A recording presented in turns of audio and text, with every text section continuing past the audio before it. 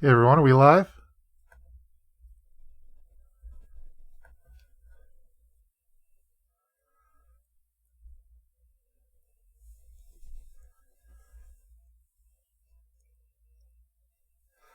I'll wait for everyone to get going on there.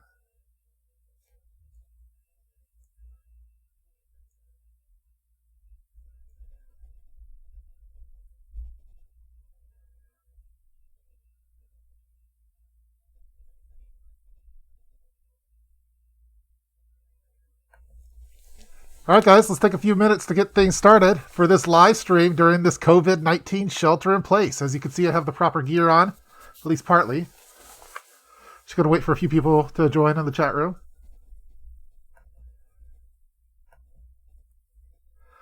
Let's see, we have Amanda from Arkansas. Hello, we are stronger together. We are live. Yep, we got Carrie, John Rayner, Cascadia Preparedness.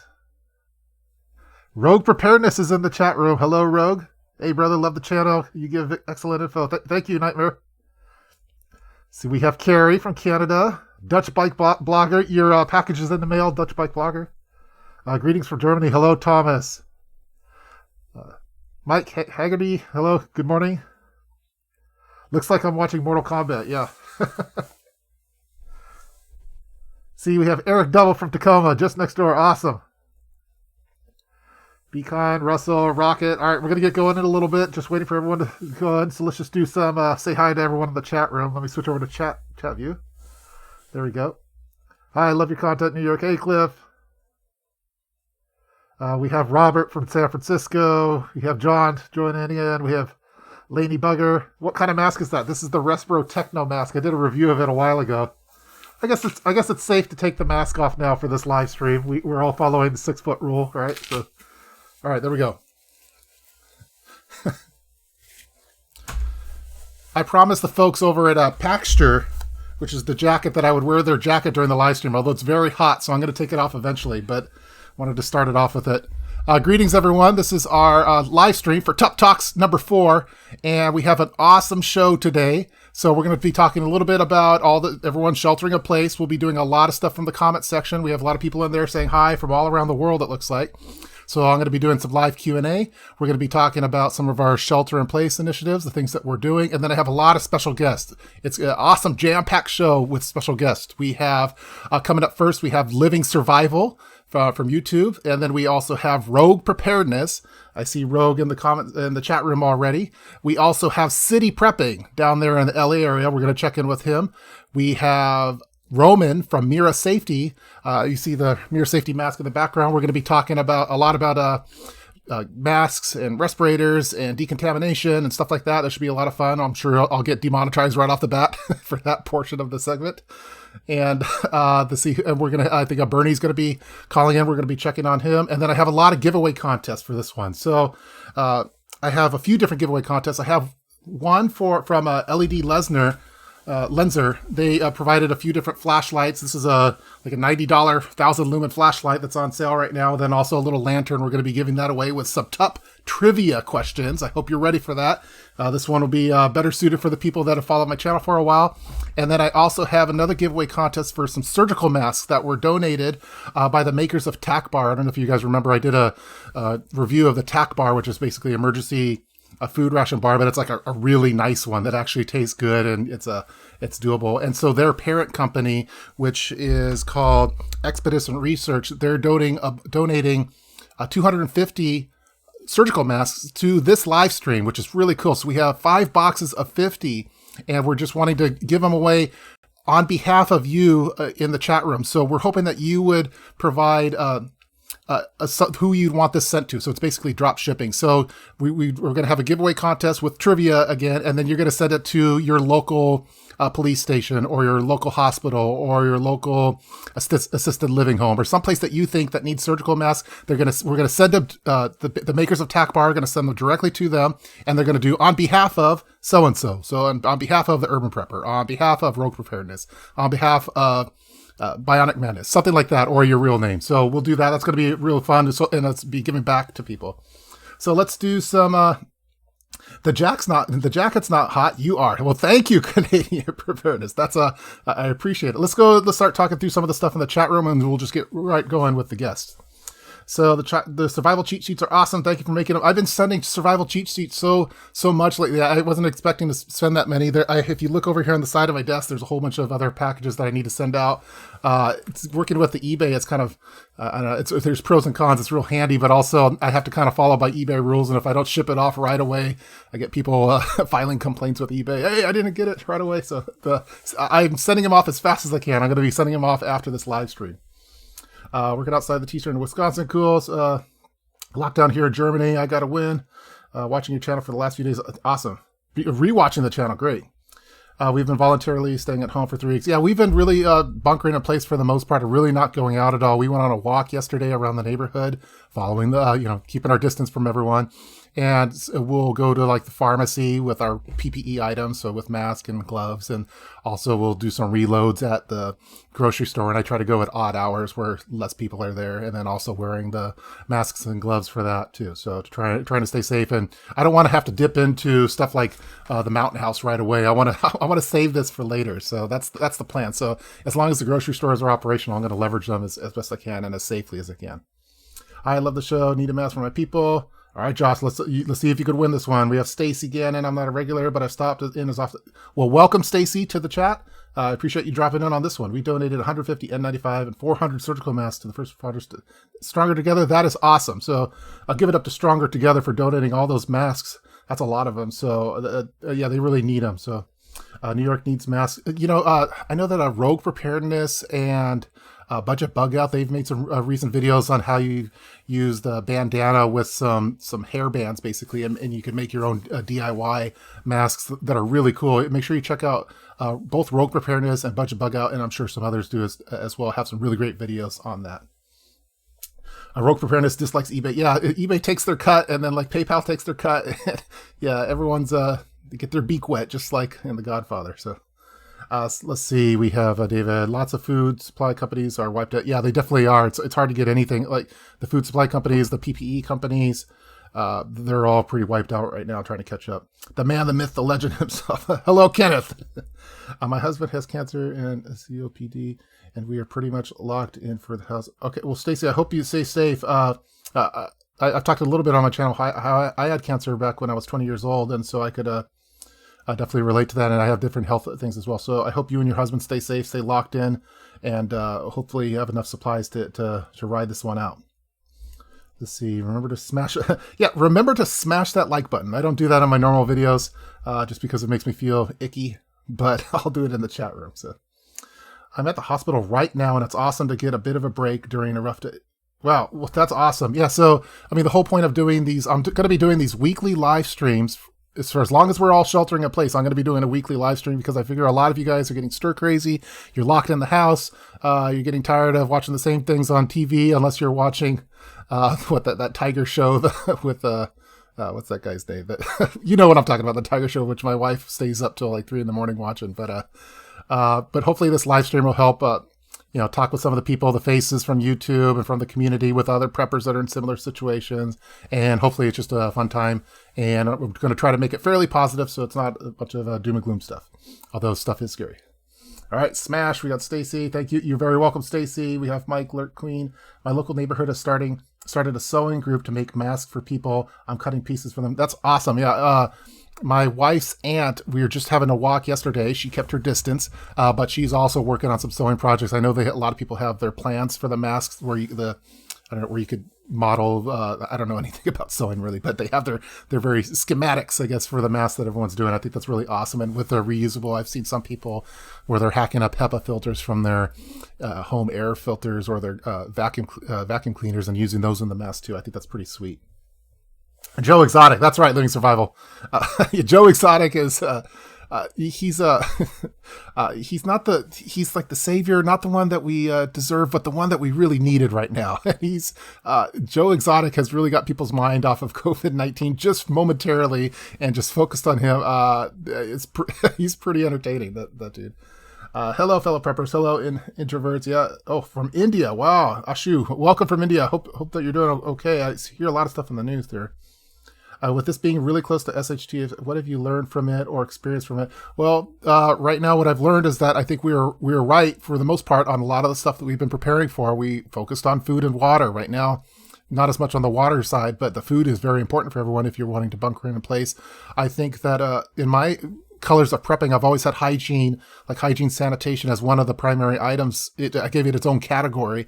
And I think like we're learning that, yeah, we really need to have Clorox wipes, and we need to have disinfectants, and we need to have all those kind of things, hygiene related, not just hygiene just isn't toothpaste and shampoo and soap. It's like sterilization, disinfecting items. I just made an order for some additional stuff there. So I think that's what I think we've all learned is that we really need to be, have up our game a little bit on the hygiene, and then also with the PPE items. So I don't think when this is all said and done, hopefully, I think a lot of people are going to want to make sure that they're well stocked up on masks if it happens again. What do you think is, do you think this thing is, it's hard. This is from David. Yeah, it's kind of hard because there's a lot from the news that, it's hard to believe a lot of stuff just in general, anytime you turn on the news. I've been actually turning off the news because there's ulterior motives, and we're talking about billion-dollar corporations that are, giving news to us. And I oftentimes I feel that they're treating us like sheep or lemmings, one of the two, probably more closer to lemmings. So that's, I have heard of some stuff with regard to like someone that got in a, some of the stats are a little bit inflated for some stuff, but I think it's definitely still real, and it's still a concern, and we should be careful about it. How do you think NFL games will change? I think there won't be as many NFL games. Maybe they might even cancel the season. I don't know. There's money involved, so you never know with that kind of thing. All right, so we're 12 minutes in. I think it's time for our first guest. So we have coming up first, we're going to have Living Survival from YouTube. Ben from Living Survival is going to be joining. He has an awesome YouTube channel that I've been following for years. Whenever you're ready, you could call in. I'm going to answer, and then we'll switch over to that screen. Let me make sure I'm ready on my end. Using OBS, and I'm just learning on the job on this one. So, but yeah, so we'll start off first with Living Survival. Then we're going to bring in Rogue Preparedness, and then we're going to bring in either City Prepping or Roman from Mirror Safety, and we'll also be doing the giveaway contest in between there. So, Living Survival, whenever you want to dial in, I'm ready when you are, and this should be a lot of fun. And we're going to be taking live comments, so keep the chat room going, and we're going to be doing our... Oh, there it comes. We got Living Survival calling in right now. See if this works. And there we go. We just tested this about 30 minutes ago. Oh, he's taking up the whole screen. Let me fix that really quick. Can you hear me?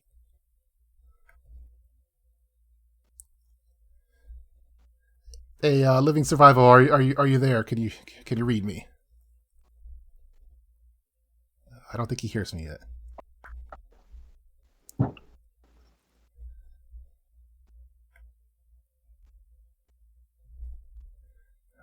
All right, let's see. Hey, Ben, are you able to hear me? Hello? Let me switch. There we go.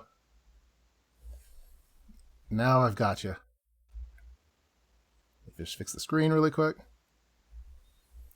All right, there we go. I mean, I could see you. I'm not sure if you could hear me. It looks like the screen's a little frozen right now.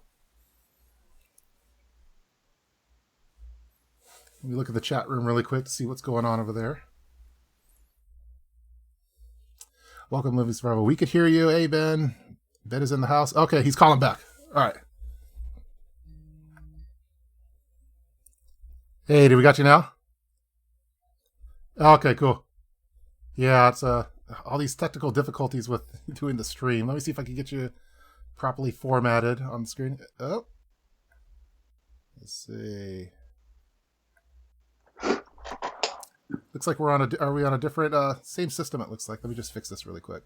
All right, folks, we have Ben from Living Survival. I'm going to make sure it looks really nice on the screen right now. Right now, it's all over the place. We just tested this 30 minutes ago, and I had it all set and ready to go, and then it changes. It's technology. Yeah. Well, thanks so much for joining. This is going to be a blast. I've always been you've cost me a lot of money over the years, so I just want to say that right off the bat that you always reminds me of Jack Nicholson from Batman. Like, where's he get those wonderful toys? Because you always get these gadgets and gear before. It seems like before anyone else really gets it. I don't know how you do it. You must have some inside scoop on a lot of these things. You're chopping in and out again on the audio. Oh man, I can hear you again now. you can. Okay. All right. We just had this going really good, and then all of a sudden it goes. Yeah, it's probably OBS. Unless you have those settings set right, it likes to stall when you get a lot of things going. Yeah. Let me open up the chat just so I can see that we're good.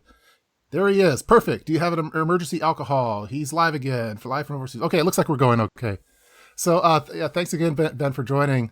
So I know that we're going to talk a lot about gear, a lot about prepping, a lot about your videos and stuff too. Again, I've mentioned that I've always been a big fan of the way that you do your gear reviews, and like I think you were one of the first people that really. As far as the camera situation and like the points of focus that you were using and the reviews, it was always like, wow, that's awesome. And then I had to go spend like $1,000 something to make sure my camera didn't suck because I was just using some cheapo camera. So I thank you, and I thank you for that. So can you talk a little bit about I don't know, your overall strategy for your channel, what you like to I know that we focus a lot on various gears and stuff. Maybe we could talk about the channel and then some of the stuff that you're doing for while you're sheltering in place like everyone else.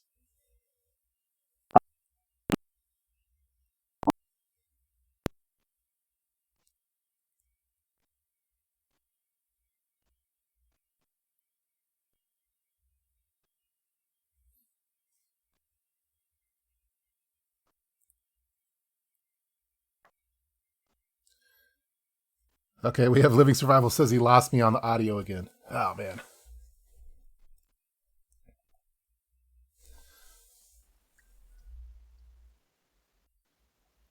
There we go. Now you're back. Okay, cool. You're back too. I could hear you. I don't quite see you yet, but I think it's going to come back shortly. Yeah, I didn't hear anything you just said. Okay. I was saying all this glowing reviews about your channel and about the way that you film and your product reviews. So that was all going good. Let me see. But right now I'm not seeing you on the screen. Let me see what's going on here.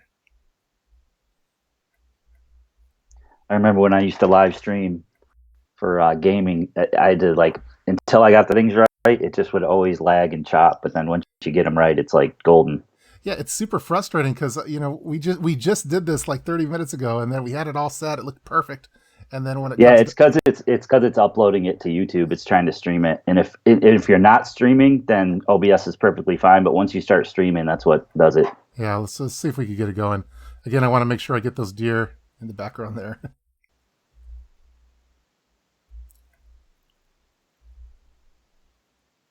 Okay. 1 second. Can you still hear me now? Yep. All right, good. I think I got you now. So, can you talk a little bit about your sheltering in place? Hopefully, OBS keeps up with that. So, what's some of the stuff that you're doing? I think we've taken just a pretty straightforward, common sense approach to it. I being a survival, guru and doing all the reviews that I've had, over the years I've collected a lot of like shelf stable, long lasting food. But I really tried to go through it as much as possible, rotate it, and really up until this hit, I think for most of us, you really, as you were mentioning earlier, I think you really realize what you don't have when you need it. Yeah. And so, yeah, we did the same as probably most people are doing. Is we went out and pretty much stocked a big shelf in our basement full of the basics, and we have lots of water. We always have lots of water.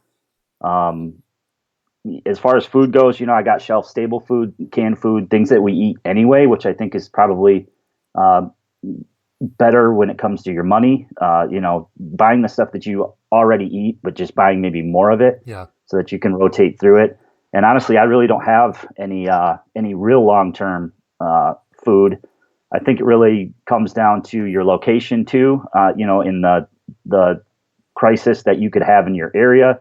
I know for you guys, you're earthquake prone. People have volcanoes and floods and hurricanes. I'm in Michigan, so really we're relatively safe. The hardest thing that hits us is the long winters. So power outages can be a problem for us, but other than that, but as far as the sheltering place goes, we're doing pretty much just like you said. We'll send one person to the grocery store maybe every couple weeks for more milk and stuff like that. Our stores here, I'm right outside of Detroit, which is, I think, like number 3 on the list behind New York and New Jersey. Mm-hmm. So I am in a extreme hot spot as far as this goes. And, the hospitals around me are the ones that are having to deal with this. So we're bunkered down here, and we go on walks. I'm fortunate to have some woods across the street, so we go on walks, and that's pretty much it.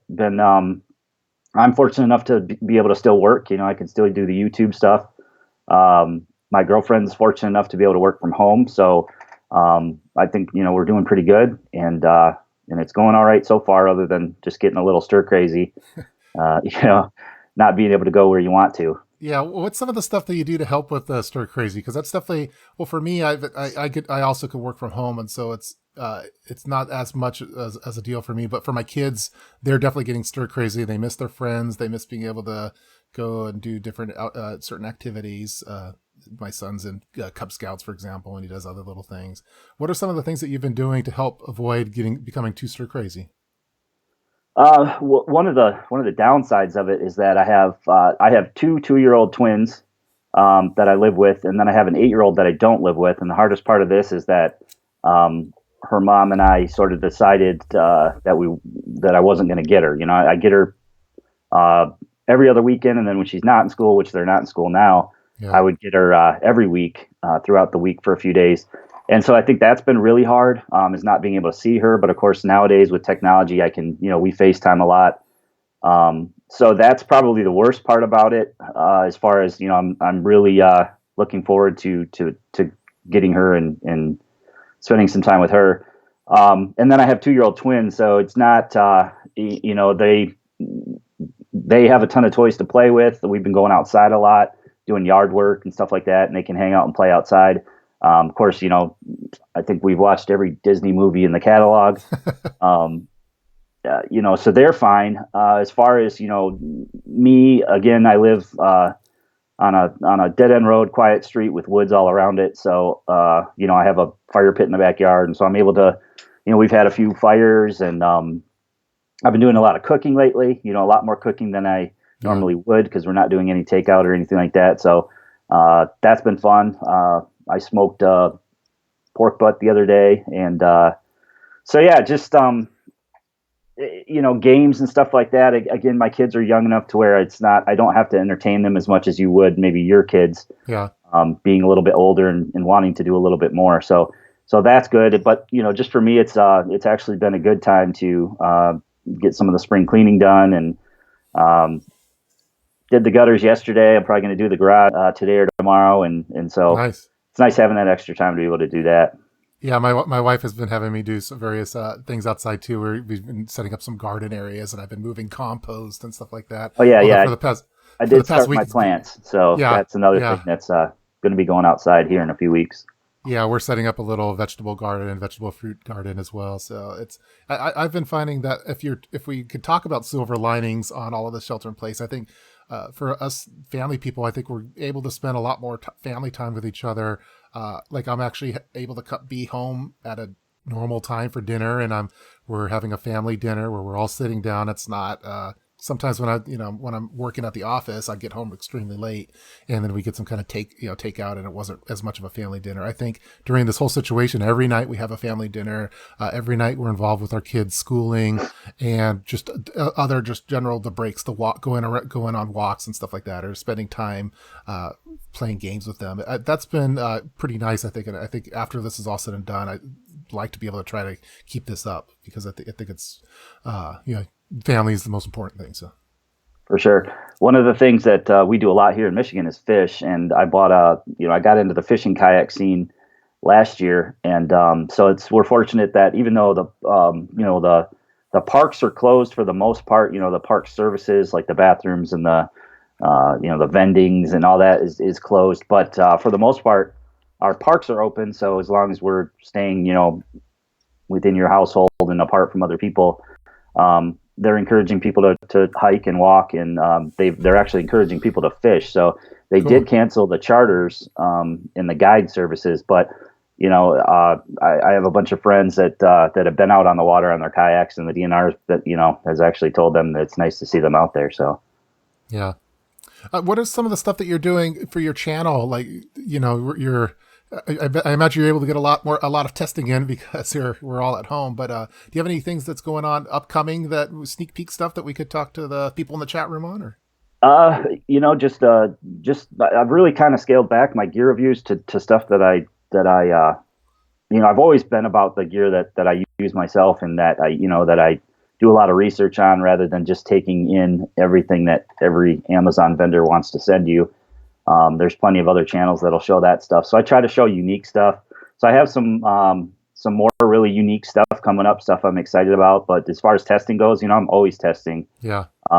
It's constant, whether I'm going somewhere in the car or just outside, or, just like yesterday, we were doing some gardening, and I'm testing out one of Gerber's new machetes. So a lot of that, I was doing a little bit of the live streaming the last quarter of last year, and a lot of people have said that they want that to come back. So especially now, when people are looking for extra stuff to watch, I may continue to do a live stream. I'm sort of combining. I had two channels, Living Survival 1 and Living Survival 2, and on Living Survival 2, I put a lot of the camping trips that I took, hiking trips, cooking in the backyard, fishing, a lot of that stuff I put over there. And I've been debating, keeping two channels or combining them in one. So actually what I've been doing is sort of slowly re-uploading some of that older content onto the main channel. And I think that just from an organizational standpoint, I think that's going to work better for me. So that means that more content like that will be coming up on the main channel. I plan on doing a lot of fishing videos this year. Anytime I go on a camp out or a hike, that'll probably go onto the main channel. Yeah, I think you've built up your channel over the years now, and if people want to watch certain videos and not others, that's on them. But for me, it would be hard for me to maintain two different channels for different topics. But now, you mentioned that you have you're around a lot of forest areas, and we see in the background over here that there's a couple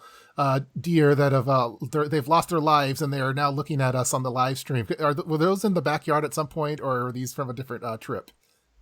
One of them is the first deer I ever shot, which was 20, 25 years ago. Yeah. And the other one is the biggest that I've shot. I've always bow hunted. The first time I ever went hunting, I did use a shotgun. Now, is the first one the one with the hat on, or not the hat? First one's with the hat. Yep. Okay, cool. All right. So I used the shotgun my first time hunting, and then ever since then I've used everything from a crossbow to regular compound bow to a traditional bow. And I'm more about the meat than I am the rack. So yeah. I don't really hunt for horns. I hunt for just the meat. So it goes a long way. We eat it right up, and so between that and fishing, I'm able to keep a lot of stuff in the freezer that we don't have to buy. Do you have a large? So you have a large freezer for the hunts that you do then for all of this then? Yep. Cool. Yeah, I was talking when we were doing our trial run. I was telling you how we went on a hunting trip with Kid Prepper and I, and that was the first time that he really saw like a deer being processed, and we're in this little kind of outbuilding where the guys are all doing that. And before he walked in, I'm like, okay, look, there's there's a deer in there. It's not alive. It's hanging upside down, and they're processing it. And he's got all mad at me, and Dad, I know where food comes from. And he comes in there. He's eating like an apple, like it's no big deal. Just like he's just watching all of it. And that was one of our like funnest like father-son trips that we've had. It was just because it's kind of just the boys, and we were doing this, and we just had an absolute blast. And then people were hunting, and then we would cook it up, and it was just really great bonding for us. And that was one of our most memorable trips I think that we've had. So. Definitely. Well, I see Linda Carter in your background, and I actually played blackjack with her. What? I was in Puerto Rico. Oh my gosh. With my dad, and she just happened to be sitting right next to me, and I was actually underage at the time. This was a long time ago. And her husband was playing roulette. And of course, I ran out of money pretty quick. And so her husband came over and kind of stood behind us and kept shelling out $100 bills for me to keep playing with her. So it was awesome. Yeah, it was a fun time. She's one of all-time favorite.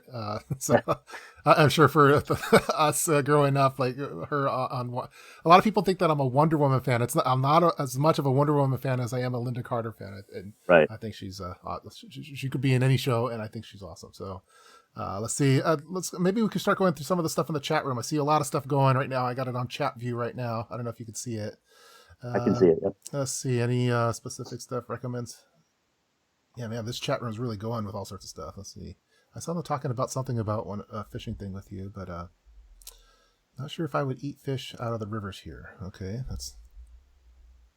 Yeah, I go salmon fishing too, and as long as you go early enough, you get some really good salmon before they kind of die out. So some people, I have a message here. Some people say they aren't seeing Ben. I don't know what's going on. I see. Yeah, I see it on my screen. Yeah, maybe just refresh for those of you that aren't seeing it. So there's our split screen, and let me go back to the chat screen. Hopefully, you can see that. Yeah, I see it all three of it fine on my end. Let's see. Ignorant here. What is TUP? What is TUP? How do I access so can follow these? So if you go in the chat room on YouTube, in the description box, I have links to all the channels that we're going to be talking with today. What PPE is Living Survival rocking? That's from Prepper Agenda. Yeah, I have about 100 of the N95 masks. I talked about that in one of my videos recently, and somebody gave me a hard time and said I should donate them. Yeah. Which I feel but at the same time, I have a lot of family, and if this continues or if it gets worse, that's going to be the first place they go. Yep. My mom and dad are both in the my mom's a nurse and my dad's a doctor, so they sort of have their own stuff that they have. But just from brothers and sisters, and I know Kristen's taking her mom a box of 20 later today. They're actually going to meet in a parking lot and just do a handoff. So, just to keep it safe as possible. I know the CDC just updated their guidelines on, people should be wearing something covering their face. I think it's probably a good idea, and I think the fallout from this is probably going to be a reduction, hopefully, in the regular flu next season. People are learning a lot about in making a habit now of washing your hands constantly.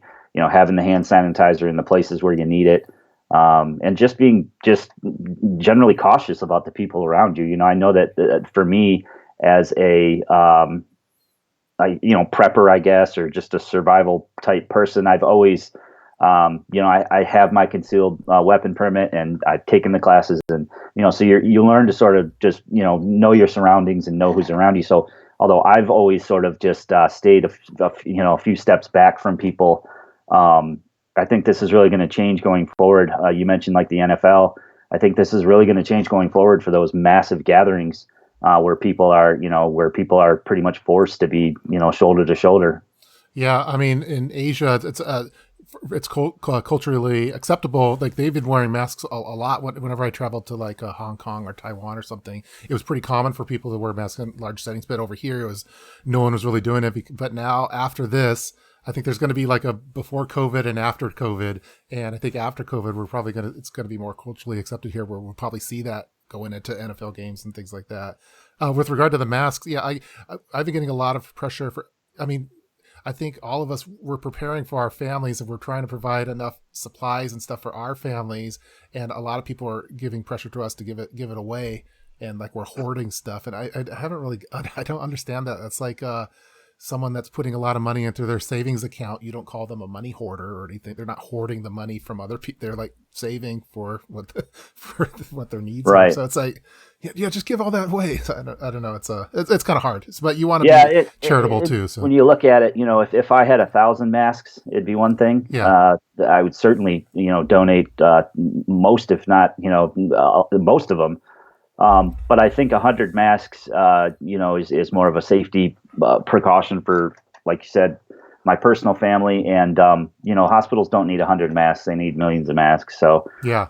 And, honestly, it's interesting to see the speed at which these companies are able to ramp up so quickly. And, it's never quick enough, but it is interesting to see the speed at which they are pumping these things out and getting on top of it.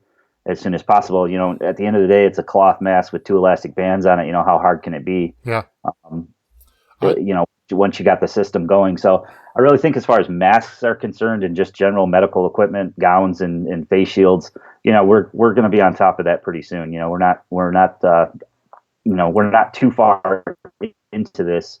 And you're seeing the numbers go up by hundreds of thousands every day. Yeah.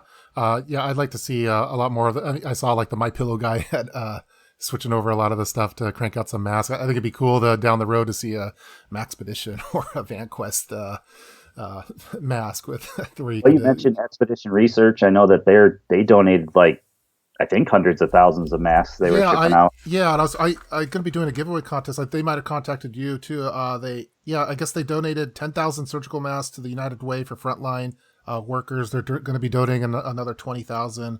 And so we're actually good. They also, for this chat, they're going to do a little giveaway too. So I think that's, I mean, they had them, they don't, you don't need that many masks so they're giving away. I think that's awesome.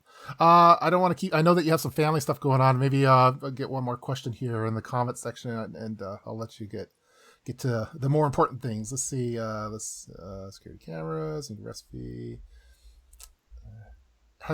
What areas have you identified blind spots or weak areas in your preparation? That's from David. I'd like to get a better generator. I have one, but it's not. It can pretty much run like one thing at a time. So I'd like to upgrade that. Generators are pretty expensive, so we just haven't done that yet. But yeah. I have 2 wells here on the property, and I've gone back and forth about getting a hand pump maybe put on one of them.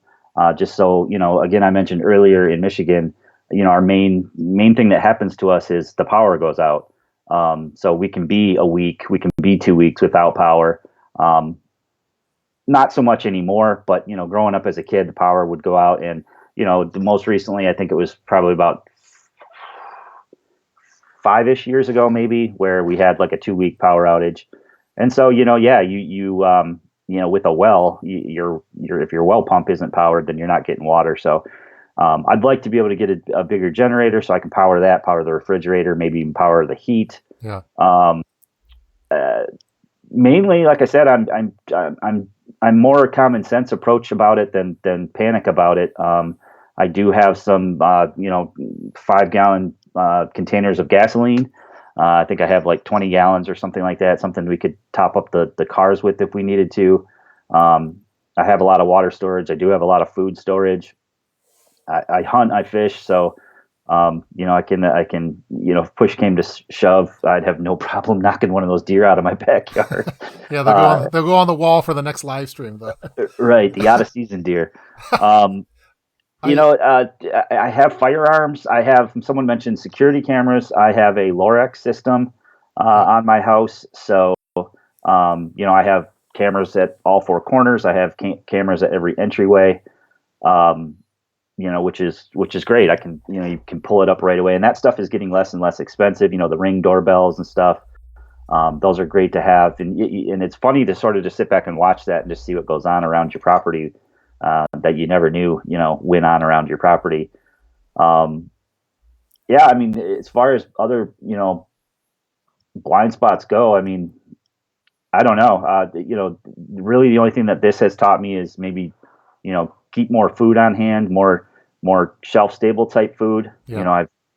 The big thing for me is I don't want, my entire prepping philosophy to be 25 years down the line. That to me is just not a threat, really. That's not something that concerns me. I'm not concerned about the crap hitting the fan that hard. Yeah. Things like this are scary, and things like this are probably, you think back in your lifetime, this is probably one of the biggest catastrophes that's happened in my life. Yeah, totally. Never before have we been told to stay at home. And so yeah, this is teaching a lot of people where their holes are. I feel pretty good about our situation. So yeah, it sounds like you're that you are doing good, and you have a great setup over there. I saw in the chat room, Dropforge Survival is recommending a 7100 watt generators at Sam Club, $600. They're amazing. So sweet. Yeah, that's probably all I'll do is just, I used to have one of a pretty decent Honda generator, but it got stolen a long time ago with a storage place where I kept it. Just, the things I have right now are just, like I said, they can power like one thing. Yeah, I'd like to get one of those quiet ones, but they're thousands and thousands of dollars. Yeah. Well, cool. Well, I know you have some family stuff going on, but this has been awesome. Again, I think I'm a big fan of your channel. I'm a big fan of how you film, how you test. I like the live stream. I like it. I like everything about you. So I think we need to be talking more often. This is like the first time that we've actually spoken, I think, in like real time, other than like in, Instagram, private messages and emails and stuff like that. So. Yeah, actually, I remember thinking back. I saw you at SHOT Show one time. It was in the hallway outside, okay. and Kristen. I went for like the first year or two, and then just it kind of just got to be. Not only do I really know, I pretty much know all the vendors, and have contact with them.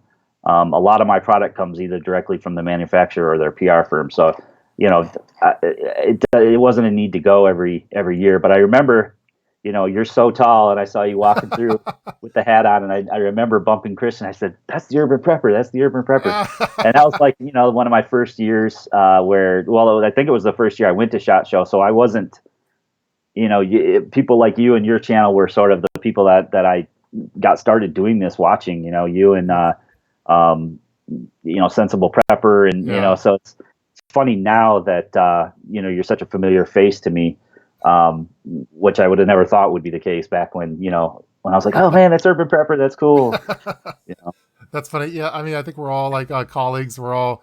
It seems like everyone I've talked with, it seems like we've been longtime friends with each other, even though sometimes it's the first time we spoke with each other. Just because, and I think that just kind of goes along with the territory of we're using this YouTube as an outlet to communicate because we can't talk with our family and friends for the most part on the detailed stuff like on specifics on lumens or anything like that. So I think that's awesome. We definitely communicate though, through Instagram, like you said, and Facebook, and I'm pretty much I've talked to pretty much all the prepping and survival channels. Most of the bigger ones out there. We've run across each other's path at some point. Yeah. Well, I'm going to let you get going now. And I think, so again, thanks for joining the chat. This is fun. Been talking. I feel like we could talk the whole time on this one. Various things. But I know you mentioned that you had some stuff going on too. So, and I think we're going to have a Rogue coming up next, but, make sure you guys, check out, if you're not already subscribed, make sure you subscribe to Living Survival. He's on Instagram. He's on all over the internet. Yeah, does awesome reviews, awesome preparedness topics, is an awesome guy, family person. If you like my channel, you're going to like his channel. You're probably already subscribed, but just in case you aren't, make sure you go and check out the link in the description box. It has a link to his channel. So again, Ben, thanks a bunch for joining, and I hope that we could talk more soon.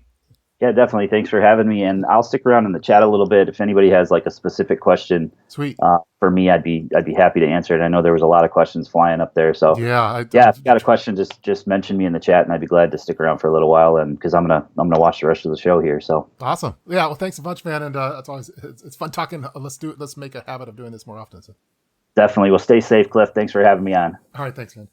Bye. All right. All right, guys, that was Living Survival, Ben from Living Survival. That was awesome. Again, he has an awesome channel. Make sure you check it out. I feel like he cost me a lot of money because he was one of the first channels I remember that was really up in the game in the video production of gear reviews. And he would do all these weird, not weird, but now it's like commonplace. But back then he was like a pioneer and like really up in the game for the quality of reviews, the camera angles, the background scenes, the areas of focus on it. And I was extremely jealous of it. I had to buy a more expensive camera, and that's directly because of Living Survival. So that was pretty awesome to talk with him finally. So yeah, I heard people in the chat room were saying that I'm very tall. I am very tall. I'm about 6'4". Especially right when I wake up, I might shrink a little bit in the day, but yeah, I'm generally pretty tall. Let's see what's going on in the chat room. I see Rogue over there. We're going to be talking to Rogue next. We have Cascadia Preparedness, also known as Austin Chambers, the author of Cascadia Fallen, which we have here. Dutch Bike Blogger, I think we sent out some of those books to him. So if you haven't read that book, make sure you check that out.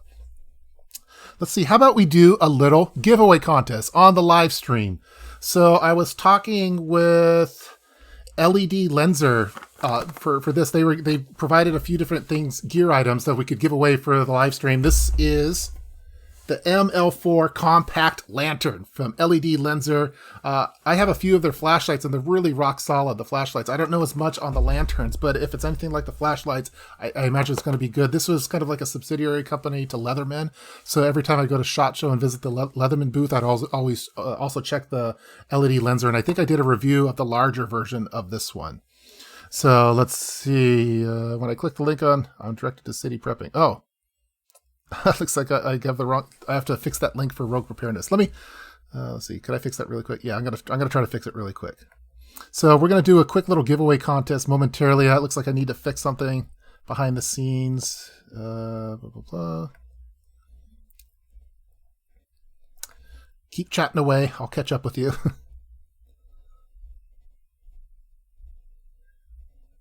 Let's see.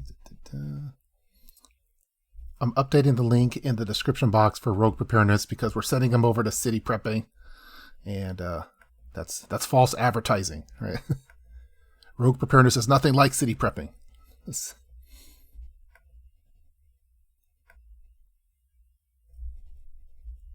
All right, I think the link is now officially fixed. So if you click the link for Rogue Preparedness, it's going to send you to Rogue Preparedness' channel. Okay. Living Surrounded, you did great. Oh my, this thing is cute. Today was a good day. Today was a good day, EDC TV. That is hilarious. Water stock up slowly. Okay, so let's do a giveaway contest for the lantern now. So I have a trivia question for you. This is a Urban Prepper related trivia question. First person to respond in the chat room will win this item. So here's trivia question number 1.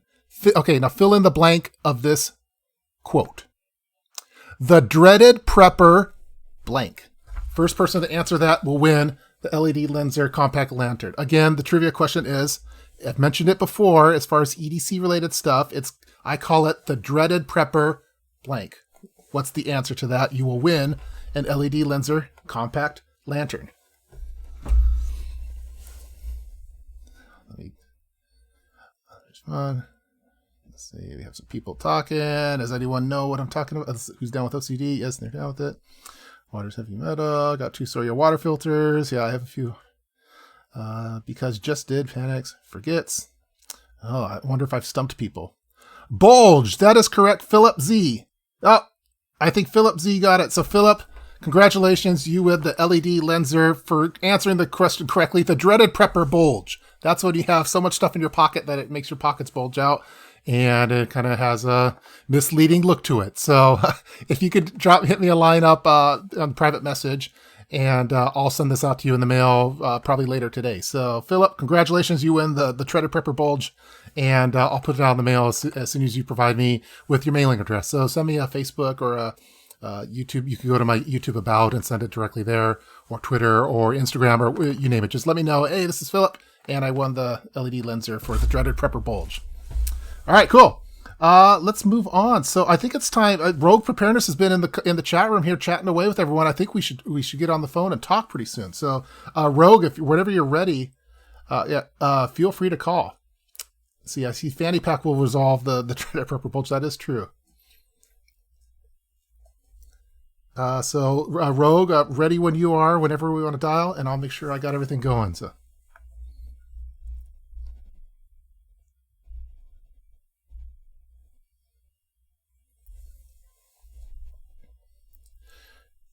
All right, so we're going to be bringing on Rogue Preparedness momentarily, and we're going to continue on with this live stream. TUP Talks number 4. We have a lot of guests. We had Living Survival on there. It looks like I'm going a little longer than what I originally planned to. At some point, I'm going to have to use a restroom break, but maybe we'll talk about that later. So there we go. Looks like Rogue's calling in.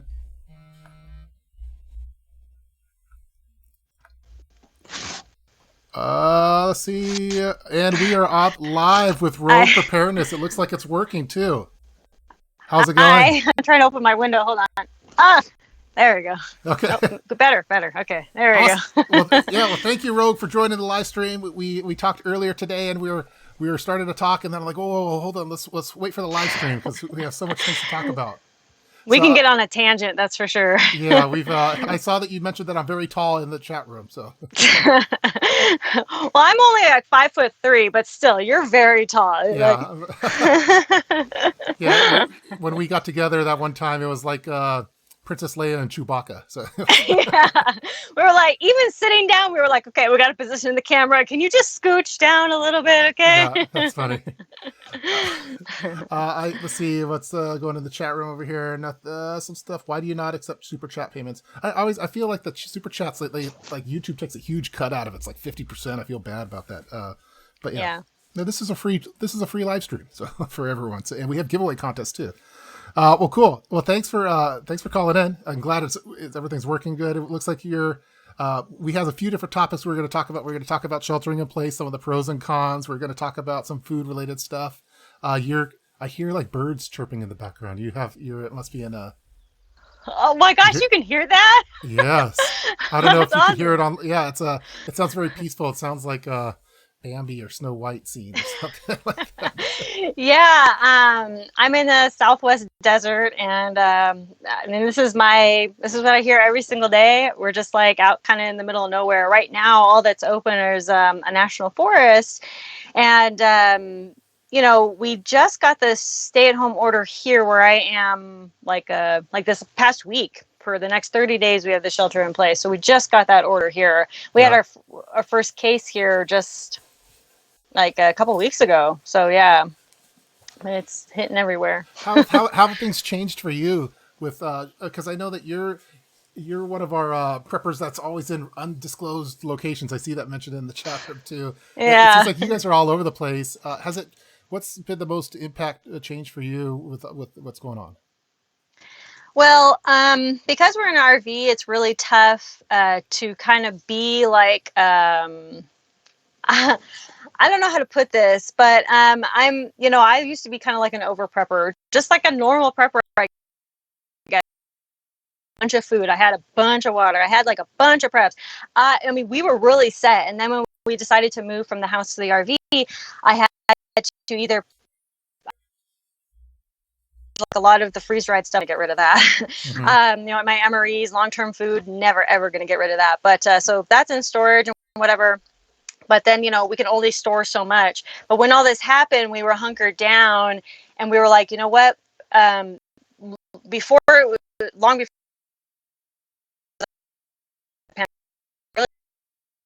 really crazy, we decided to kind of a little bit more, because normally you have to, there's not only so little storage,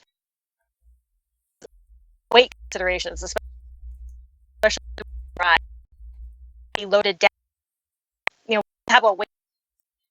So like canned foods, it's really hard, to store like a bucket of freeze-dried stuff that we did take with us. Mm-hmm.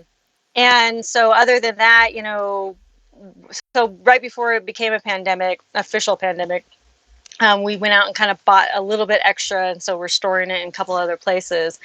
But so we're a little more better off now. And, the thing is, with traveling in the RV life, like we really want to go do like all the touristy stuff and like see all these great parks and like, go do all this really fun stuff. And now like everything's canceled. And so we've just stay here in this national forest instead of moving at all, like not even moving to go stay with family or anything like that, because it's kind of at this point not worth it to risk moving, So yeah, lots of changes, lots of weird stuff. And you mentioned, we were talking, I don't know if we're supposed to talk about this, but you mentioned you're having some, you have a generator or some inverter problems going on right now that's kind of affecting things too. Is that, maybe we could talk a little bit about that. But. Yeah, I just saw in the chat that was breaking up, and so I had the chat open. Unfortunately, I have to close the chat to see if that helps a little bit. Okay, so. Yeah, it was breaking up on my end too, but hopefully it sounds a lot better right now. So. Okay, perfect. Yeah, too much going on, I guess, and there's a lot of people. Yeah, there's a lot in the chat room, so I don't have the chat room open myself too, so hopefully that helps on my end. So. Okay, cool. Sorry, guys. It's just you and I right now. So. Perfect. Okay, so we live on solar, and we have an inverter, you know, we have our batteries, an inverter, and then our solar up top. And our inverter literally sizzled and smoked out today. And so we have power from the RV, the actual RV, without the solar. And we can go direct from the solar. We like when it's sunny and whatever. We just can't. Somebody's coming in. Hey, you gotta come in. You can come in. Come on. We're on with rogue preparedness. No, we're going to that house. Okay. I'll be back later. Okay. Sorry. So, Little Miss Prepper. That sounded super urgent.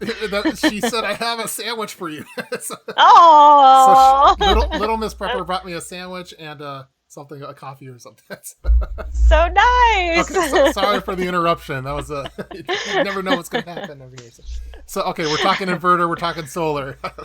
Yeah, so we can still charge directly from the solar panels while it's nice and sunny, like right now or whatever. But at night, like we just can't have those batteries. Yeah.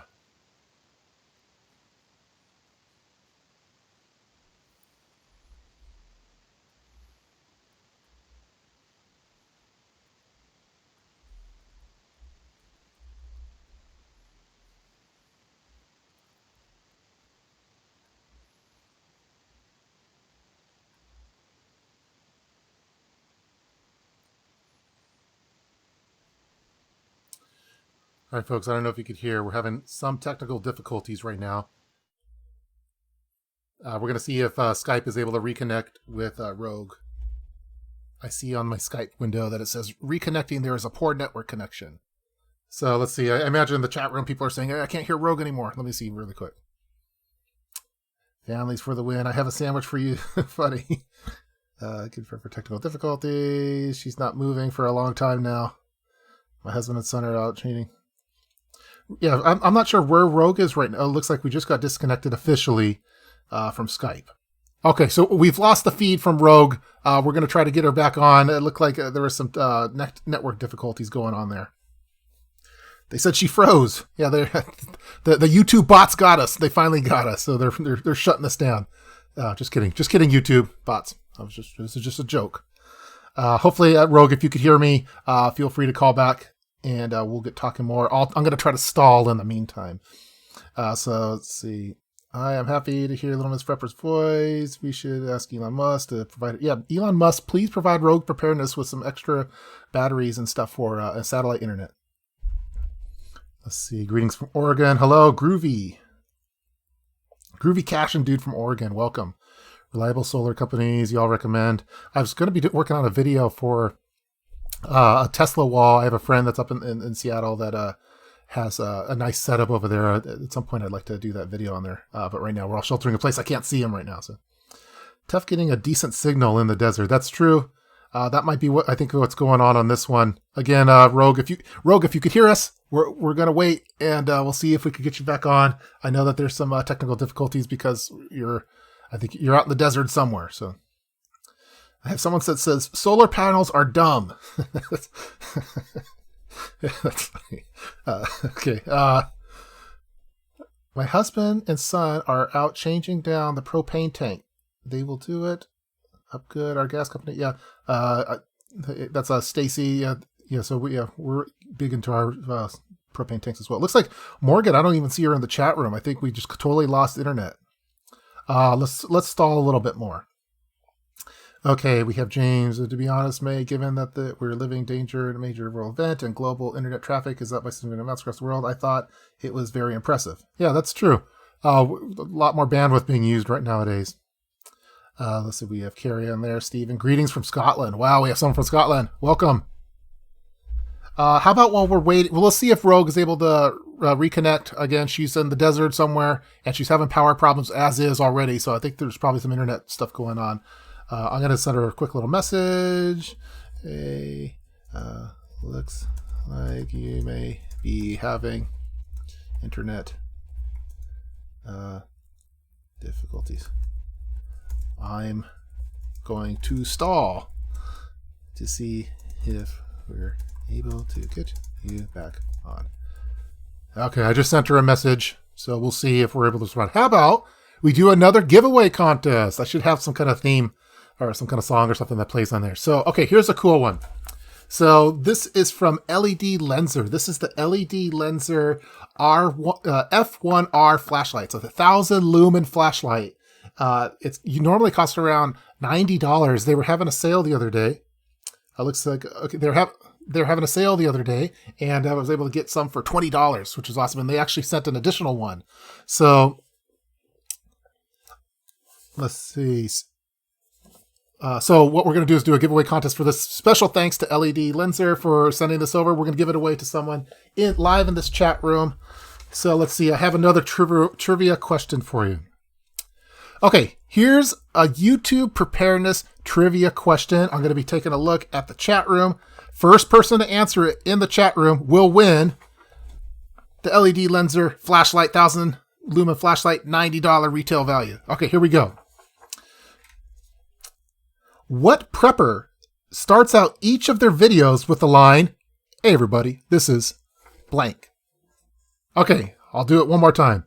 What prepper starts out each one of their videos with the line, "Hey everybody, this is blank"? I even did it kind of in the voice. So let's see who could get that. Long time YouTube prepper. And first person to respond in the chat room will win the $90 LED Lenser flashlight it's on sale for $20. City Prepper. That's close. City Prepper has a different one. This is a different one. Canadian Prepper. No, not Sensible Prepper. Canadian Prepper. Urban Prepper. No. I'm going to do it in the voice again. Hey, everybody. This is blank. I think, doesn't Canadian Prepper say, "Hey, everyone"? Okay, I'm gonna have to modify this one. This particular YouTube channel that says, "Hey everybody, this is blank," usually does all one-take videos with no stopping, no editing. It's probably done on a camera, cell phone camera. Let's see. It's not Survival Lily, not Such. I haven't seen it yet. This is there we go. City Prepping answer correctly with Southern Prepper 1. That's the answer that I was looking for. Hey everybody, this is Southern Prepper 1. In today's video, we're going to be talking about this. Southern Prepper 1's been on YouTube for a long, long time, and it's an awesome channel. No, it's not Joe Exotic Tiger King. Who put that? Go more hike. Okay. So the answer of that trivia question for the LED Lenser, I think City Prepping, I think, won it for Southern Prepper 1. But if City Prepping, if you don't need another flashlight, if you want to donate it, I think that Go More Hike for his answer of Joe Exotic Tiger King should win. Oh my gosh, that was funny. Southern Prepper. Yeah, the correct answer was Southern Prepper and not Joe Exotic.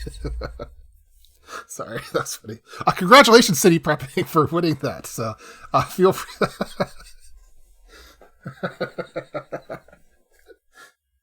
My wife has been watching that Joe Exotic guy on that Tiger show, and it's just funny. Sorry, that got me.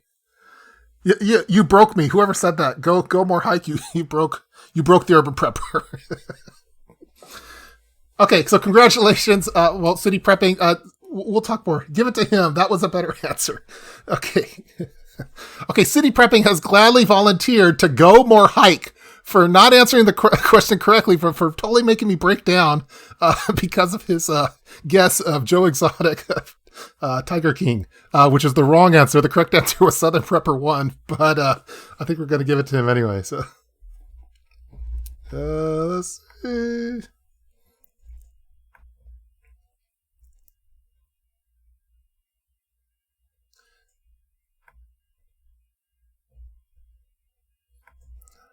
Do a couple of things.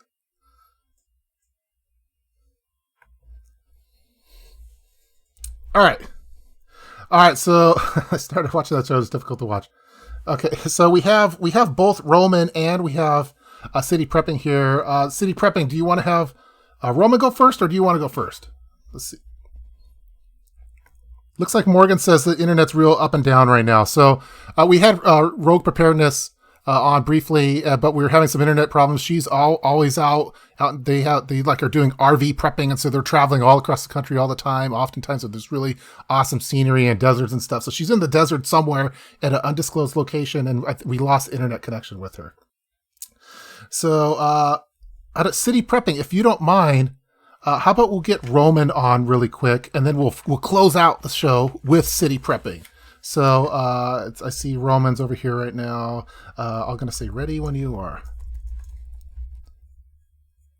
Okay. City prepping's okay with it. He's already gladly donated a flashlight. And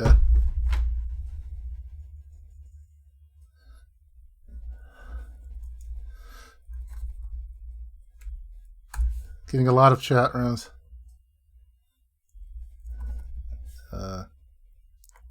Yeah, Rogue is having all sorts of problems. She can't even get into her YouTube right now. So I don't know if YouTube's bringing us down or if it's the internet. I think it's the internet. So we're gonna get Rogue back on the next one. So let's do it again. All right, folks. We're gonna wait right now for Roman from Mirror Safety. You guys, I've had Mirror Safety on the channel for a while now. I have one of their masks over the background over there. Let me go to full screen really quick. There we go. All right, so our next guest is going to be Roman from Mirror Safety. Mirror Safety makes awesome, manufactures awesome gas masks and filters. I've been featuring them on the channel a lot. When I think I first talked to Roman back in 2018, just a random email, and he said, "Hey, we make masks. We think they're really cool. We think you'll like them." He sent them to me, and they're really cool, and I really like them. So, and now we're talking even today, and they're doing all sorts of cool things. One of the cool filters that they have is the P3 Particle Max filter that you see here on this mask. It's a specific for viruses, so it's a nice one. This actually one is one I actually tore apart, but for the video. And then they also make an awesome gas mask. So let's see if we can get Roman to dial in. Morgan from Rogue Preparedness, she says, "Tell everyone sorry from me, please." So Morgan apologizes for the internet connection problems. That wasn't her fault. That's the fault of Arizona deserts. So let's see if Roman wants to call. I'll be taking the call whenever. So let me put this back over here. While we're waiting for Mirror Safety to dial in, I'm going to just answer some stuff from the chat room. Let's see, that would be more fun. Cranking the turbine to work. I wish I was a prepper. Go more hike from. Okay, so here we come. We have Roman calling in.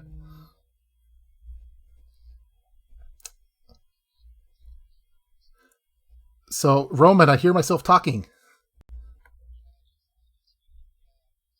Okay, cool. Good. Let me see if I can get you. Okay, I think we're working. Let me make sure the chat room they can see us. All right, awesome. All right, guys. So we have a very special guest. You guys all know Mirror Safety. You've seen it on my channel. Let me put it here. You've seen Mirror Safety on my channel. You've seen it on Canadian Prepper's channel. You've seen it on City Prepper's channel. You've seen a lot. Mirror Safety's going all over the place. They make awesome gas masks. Awesome hazmat suits, filters. They have CBRN filters. They have smoke filters. They have the Particle Max virus filter. They have all sorts of stuff. And lately, I think Mirror Safety is really you don't sleep anymore, Roman. Is that correct? No, I'm up quite a bit. There's a lot going on in the world, and my attention is always needed to every little thing. Yeah, every time I talk to you, I always apologize for how much you're not sleeping. You're probably shipping out stuff all the time. And, to all over the world, but hopefully it's helping people get a little bit more prepared. So. I mean, what I'm doing is minimal in comparison to what the first responders are doing, what the nurses are doing, what the doctors are doing on the front lines. You know, they're working overtime, lots of shifts, and you know, they're on the front lines battling this thing. I mean, I do my part with personal protective equipment, but you know, the real heroes behind the scenes are the people on the front lines, the medical professionals. Yeah. Well, I think it's awesome. I mean, you have an awesome product, and it seems to be really catching on right now. I mean, kind of, it sucks that to have something like during a pandemic type situation be popular, but I'm happy for you and the company, and I think it's helping a lot of people, and I think everyone's big fans of them. Let's see. I see some people in the chat. Tell Roman to ship my filters. That's from from Chris from City Prepping, has a direct Chris, message. You have enough filters. I shipped you quite a few, so That's funny. Stop hoarding all the filters, Chris. Yeah, I don't know if Chris is going to be coming on next, but that's a live chat just coming in here. So, well, cool. Well, I think when we synced yesterday and we were talking and we were starting to talk, every time that we talk, I usually have like 2 extra new video ideas that come out after our conversations, because you always have a bunch of awesome ideas and stuff that inspires me to want to make content for it. So I think yesterday when we were talking, we're going to talk a little bit about how your sheltering in place is going. And then we're going to talk, I was kind of curious on a typical day behind the scenes at Bureau Safety on how that goes. And I thought we could talk a little about disinfecting items, minimizing spread, DIY containment, and then some of the food preps we've been doing. So those are the topics I was hoping to go over. Yeah, so day to day, I'm usually at the warehouse. Right now, it's all hands on deck. And when I'm not answering emails and phone calls, I'm also packing orders along with the rest of our crew. In the warehouse, we have about 10 people right now. So it's just constant, nonstop. We have day shift, we have an evening shift. We don't work, in the middle of the night. But we about 16 hours a day we're packing in the warehouse. Yeah. There's somebody there. So thankfully the warehouse is close to where I live. So it's a short ride away. And everybody at the warehouse is also wearing personal protective equipment, because we want to make sure that we're safe, that our customers are safe, because with this disease, unfortunately, you really don't know who has it. Yeah. People can go asymptomatic for a long time, or be asymptomatic the entire time that they're infecting people. So we make everybody at the warehouse wear gloves, face masks. When they come into a shift, they have to wash their hands. Yeah. Every time they leave the warehouse and come back, they have to wash their hands. So, simple precautions like that do help, I believe. And I think more businesses should adopt those practices. It's shocking to me to see the UPS guy, when he comes to pick up our packages, or USPS, when they come with their trucks, they're not wearing personal protective equipment. Yeah. And they're exposed to a lot of people day in, day out, like a lot of people. So it's surprising to me that more and more businesses, along with these essential services, aren't really adopting PPE day to day to make sure that they don't get sick. Yeah, I mean, we've noticed that too. Like, I mean, almost all of our delivery drivers, they're not doing that and not practicing that. My wife has been really on the ball with regard to the packages that we get. They're staying outside for an extended period of time before we're opening them, and then we have like a whole disinfected area where they're getting sprayed down and wiped down. And we know that from what we hear is that the virus lasts longer on plastic than it does on cardboard. What are some of the stuff that you're doing at your home then with regard to disinfecting items that are coming in? Do you have a whole system in place? We were talking a little bit about it previously, but yeah. I'm going to pretend that we didn't talk about it during the rehearsal. So I know all of my mail guys, like, by first name basis. I have all their phone numbers. I'm texting back and forth. I know exactly when they're going to come. They're all instructed to drop packages off in front of my apartment. I live in kind of a 3-story kind of complex here in Austin, Texas. Yeah. And they just drop it off right in the front. I come outside, I'm wearing a face mask, and I spray everything down. I have a pesticide sprayer type of thing, which you can get on Amazon for about $50. And then I mix in this disinfectant for respirators, but it also works on surfaces. It's called Allegro 5003-U, and it's specifically tested to destroy coronavirus. So that's why that specific product. I also use that product on my respirators whenever I clean them. So it's a great product, and about 1 ounce of it makes 1 gallon of disinfectant. So a little bit goes a long way.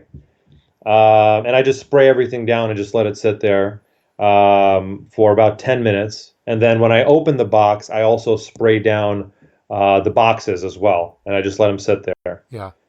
It just depends on what the products are. As far as food goes, right now I'm not going to supermarkets. I'm not going to Costco or a local HEB. I'm ordering everything. I mean, I have my stockpile, but for fresh food, avocados and oranges and stuff like that, I order through Instacart, and they drop it off at the front door, and then I bring everything straight into the sink and wash everything with soap. Mm-hmm. I'm not ordering salad now because salad is one of those things that's really hard to wash and disinfect. Yeah. So instead, I'm growing sprouts, emergency sprouts. Huh. And that's what I recommend for anybody out there looking for a substitute for salad during times of emergency. You can get big 50-pound bags of mixed seeds, sprouting seeds. Yeah. Really easy to make, and in about 3-4 days, you have fresh, living food full of vitamins. And the sprout is actually, they say, 3 times more nutrient dense than the actual grown plant. Wow. So it's just a good way to keep your digestive system going when you don't have access to living live food. And as you know, emergency food isn't really great for you. It has a lot of salt and preservatives and other stuff like that. So Yeah. you really want to make sure you're taking some kind of probiotic. You're eating kimchi or sauerkraut. I make my own sauerkraut. I have tons of it. And along with that, vitamins and a bunch of different ways to make sure that your digestive system keeps flowing. That's awesome. Yeah, I need to up my sprout game. It looks like a lot of that stuff. When you told me about the Allegro, let's see, 11 had it. Was it 3? What's the exact name? Allegro 5003-D. As soon as you told me about that, I ordered a few bottles for myself to be able to disinfect our packages. Oftentimes, I mimic what Roman does. So, and this is going to be no exception here. I've heard some stuff. I've been looking at the chat room a little bit. I saw a question when they wanted to know when did you first see an uptick in orders, Mira? That's from Mark Olson. Sure. So it all depends on what's going on in the world. We have our baseline growth curve as far as our marketing initiatives and other things that we're doing at Mira Safety, and then we have these like outlier events which cause spikes. So one of the initial spikes that we saw in 2019 was the situation in Hong Kong. Yep. And we were getting many orders from journalists going over there to document what's going on, along with the people of Hong Kong. And thankfully, we can ship to the people of Hong Kong through a special license exemption called the STA. Respirators, especially military-grade respirators, are regulated products. Some of them are regulated by the Bureau of Industry and Security, and some by the Department of State through ITAR.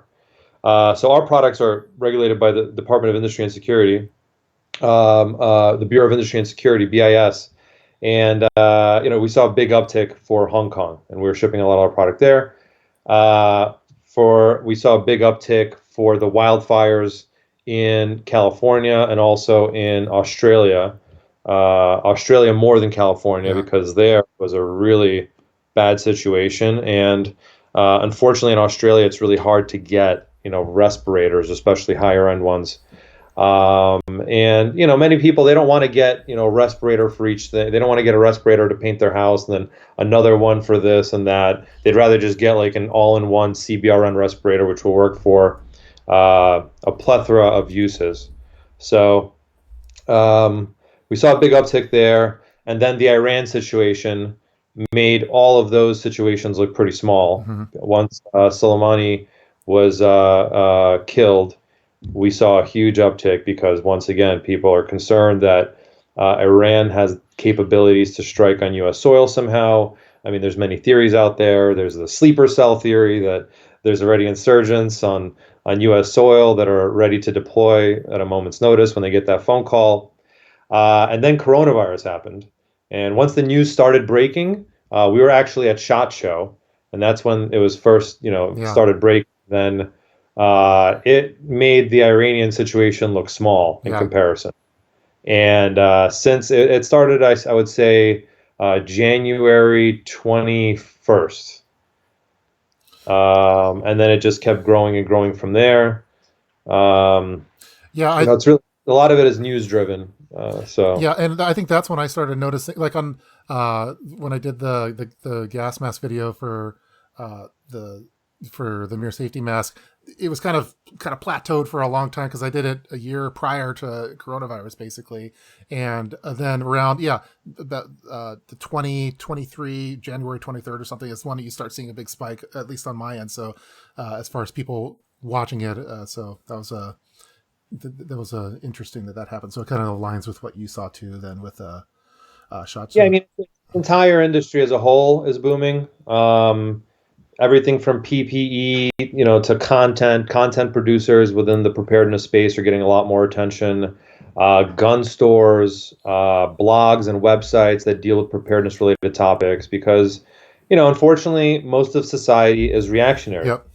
They don't, they don't prepare for these things beforehand. And then when they hear on TV that there's a pandemic, spreading, that's when it's their call to action. It's like, okay, now I have to get prepared. I have to watch every single Urban Prepper video. I have to go through all of the all the blog posts on it. I have to go buy a gun. Yeah. First time gun owners.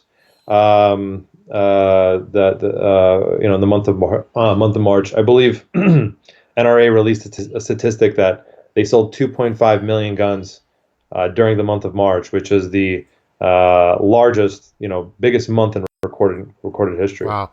Yeah. I'm looking at here in the chat room a little bit. Let me switch over to chat view.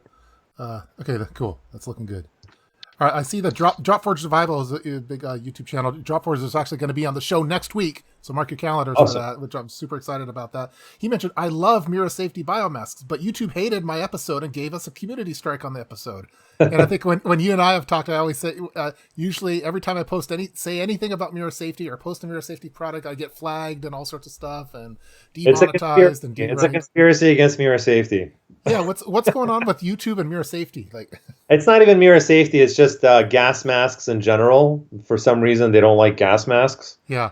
Amazon doesn't like gas masks, and right now they actually shut down all PPE manufacturers aside from the ones that they sell on Amazon. Yeah. And now they're only making it available to the professional market on Amazon. So if you go on Amazon and you just look up gas mask, any product there, it's going to say it's being allocated for professional use. You can no longer purchase it as a civilian. Yeah. So that's another thing. It's, when the crap is hitting the fan, so to speak, these products are no longer available. Yeah. And that's the reality of it. There's big scarcity with all these products in the industry. Yeah, I mean, I figure that every time I make a video that's gas mask related, you're talking about topics that are have certain keywords. If you just on this live stream, I'm sure it's going to be flagged already. But they heard you were coming, Roman, and they automatically flagged me on it. But if I talk about mustard gas or anything like that, it's just boom, it's gone. So. Let's see. Blah, blah, blah, anything else in the chat room? We were talking. I have us in a view right now where we're looking at the chat room, and we have more of a wider view, and we see a shelf in the back there. It's like the prepper shelf. I see a bunch of, looks like I don't know, immune system boosters and a helmet. We were talking in our rehearsal that maybe we could do like we could go off-roading a little bit in the home and life of Roman from Your Safety. My wife didn't like the whole off-road idea. I was like, hey, can we just go off-road? And, can we go off-road to your shelf? All right, we can go off-road to the shelf. I mean, this is just some of my preps. This is kind of my office area / guest room. Yeah. And these are just some of the things that, I've been kind of preparing and checking on. Making sure you want to make sure all of your firearms are working just in case there's civil unrest or, people are trying to break in or something. But along with that, vitamins. I have lots of vitamin C, lots of fish oils. I buy these vitamins, which are really good, from enriching-gifts.com. Okay. And they use all whole foods for their vitamins. They're not like all synthesized vitamins. Yeah. Which is great. Turmeric and ginger, another great thing for immune boosting. It just supports your entire body, really. And lots of vitamin C. There's a lot of research out there showing that vitamin C can effectively treat coronavirus and prevent it. Wow. Yeah, there you go. That's the good. I couldn't get my hands on the Now stuff. That's what I usually make, but it's been sold out. Yeah, it has been. So I got this Viva Naturals, which got pretty good reviews. And they say you should be. I mean, I'm not a medical expert, so don't take anything I say as medical advice. Don't listen to anything Roman's saying or myself. Yeah. Just forget it. But what are you doing? 10,000 milligrams of vitamin C per day, so 10 pills. Wow. Yeah. Now, some people, they say like you're going to get gallstones or something like that if you do too much vitamin C. What do you think of that? I mean, I'm just doing it for like a month and a half. Get my wife on it as well, just to make sure that we have kind of the best chance of not getting sick, because it's important for us to not get sick, Yes. besides preserving life. But, we have a business to run and we sell protective equipment that we need to get out to people. So if we get sick, we can no longer do that. Yeah, I have I made a video on like immune system for pandemic stuff. So I have all of my garlic and vitamin C and oil of oregano and zinc and all that stuff. And you take garlic tabs? Yeah, I have garlic tabs. Let's see. Okay. Yeah, so I do the garlic. It's more of like a cardiovascular, but I've also heard some stuff with regard to just general immune system booster. So, but yeah, I've been taking all sorts of immune stuff during this ever since SHOT Show. Basically, is when I switched over. Yeah, garlic. I do raw garlic. Yeah. That's better. Yeah, if you could do that. Yeah, just raw. I have a garlic press, so I'll just put it on a piece of rye bread, press out the garlic, and I'll put some pig fat on top of it. Ooh. It's like a delicacy called sala, and you put some fat. Put it in the toaster, put a little salt and pepper. It's delicious. It's not exactly kosher, but it sounds awesome. Not kosher at all. Yeah. Yeah, I used to do I would mince my fresh garlic, and then I would put it in Manuka honey, and I would do a spoonful of that every day, and that was my yeah, the Manuka honey. I picked up a few bottles of that. It's pretty pricey if you get the good stuff. Yeah, it's super expensive. Yeah, I get it from Koru Naturals, which is a great company, and they have the UMF rated one, and they have the UMF 20 plus, and 20 plus is what you want to look for medicinal grade Manuka honey. Which also works for staphylococcus infections of the skin and stuff like that. That's what they use in a clinical setting as well, and it's one of the only things that's effective against staph infections of the skin. Yeah, my wife has been getting into Manuka honey, and then she was like, "Hey, I'm gonna go pick up some Manuka honey at Whole Foods." I'm like, "No, not at Whole Foods. It's gonna be triple digits over there." But yeah, it's good stuff, and there's a lot of great reviews on it. Let me check a look at the chat room. What's going on? Let's see. Roman, will I get a notice when my hazsuit and mask ship? I don't want to bother customer service. You're going to get all this customer service stuff in the chat room. You will get a notice. We are behind, and by weeks behind. We're about 6 to 12 weeks out right now on orders. We're doing our best to fulfill orders as fast as humanly possible, but with the current situation, as you can imagine, it's creating a lot of difficulties. Aside from having a limited staff of just 10 people at the warehouse, but also the regulation and laws that are coming out, and the travel restrictions. Those are all creating a situation where we have to keep rerouting orders and send them through different avenues. The supply chain is definitely deeply affected by the situation. Yeah. Global trade is deeply affected. Well, let's see. A couple of the other things that when we were talking. Uh-oh. Now I have you very small on here. What happened to my video feed? I think we're still on the phone technically. Let me switch over really quick. Yeah, you're in tiny mode, tiny Roman mode. Let me fix this. All right, we've got you back. Okay, there we go. One of the things we were talking about yesterday is a lot of people, some people are having to go out for groceries to pick up prescription medications at the store and things like that. And we were talking about kind of DIY containment options. Not, again, don't listen to anything that we're saying here. YouTube bots, please ignore all this. But can we talk a little bit more about like some of the things that you maybe not, I guess officially you can't officially recommend it, but stuff that you think might be doable for normal people for DIY decontainment when they're going out and when they're coming back into the home to hopefully not infect others? Sure. So currently when I go out, I'm not wearing a full face respirator. I just do N95 masks. I stocked up on those long ago. So you're not going in this? I'm not going in that yet. Okay. See, the thing is, as time goes on, more and more people get sick, and then it becomes more and more dangerous to go outside because there's more viral particles potentially in the air because there's more sick people. So, if this continues to progress and, we start seeing larger and larger numbers, maybe the smartest thing would be to go out in a full face respirator. Yeah. For now, personally, I use an N95 mask. I wear gloves, and I usually wear sunglasses. Yep. Just to kind of, stop any particles from flying into my eyes as I'm walking. Obviously, they could still get around the sunglasses and go into the eyes. Yeah. But, that's just what I'm doing currently. And, you go out into the store. I mean, really, from what I've been hearing, and I'm not a virologist, decontamination specialist. I am a specialist in personal protective equipment, but as we spoke about before, people go to school specifically for decontamination and all the procedures around that. But I would recommend creating some kind of like a decon area. Typically, I see a lot of people doing this in a garage, which is a great setting. You can kind of take part of the garage and seal it off with polyfilm. The same stuff you could use for greenhouses and stuff like that. What you use for your Dexter. My Dexter kill room. Yeah. Oh yeah. Again, YouTube. It's not a real kill room. YouTube, do not pay me for this. But right. But yeah. The extreme way, would be you wear a full face respirator outside, and if you don't have a hazmat suit to wear outside at the same time, then when you come in, you're gonna want to go from the garage if you have a house straight into the shower with your gas mask. And you only want to remove your gas mask once you decontaminate your entire body and wash yourself. Because, there's a lot of conflicting reports coming out.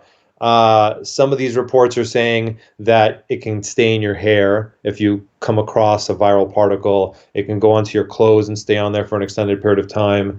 It's recommended that when you come in the house to take off all your clothes and not, go sit in a bed or anywhere where, there's a family living space. Yeah. So if you want to take it to the extreme, you could wear a full face respirator. When you come in, you could kind of guard off the entrance to the closest shower to the garage, and then go straight into the shower and take a shower with the mask on. And you just want to make sure you have hydrophobic filters, that don't allow the water to come into your mask.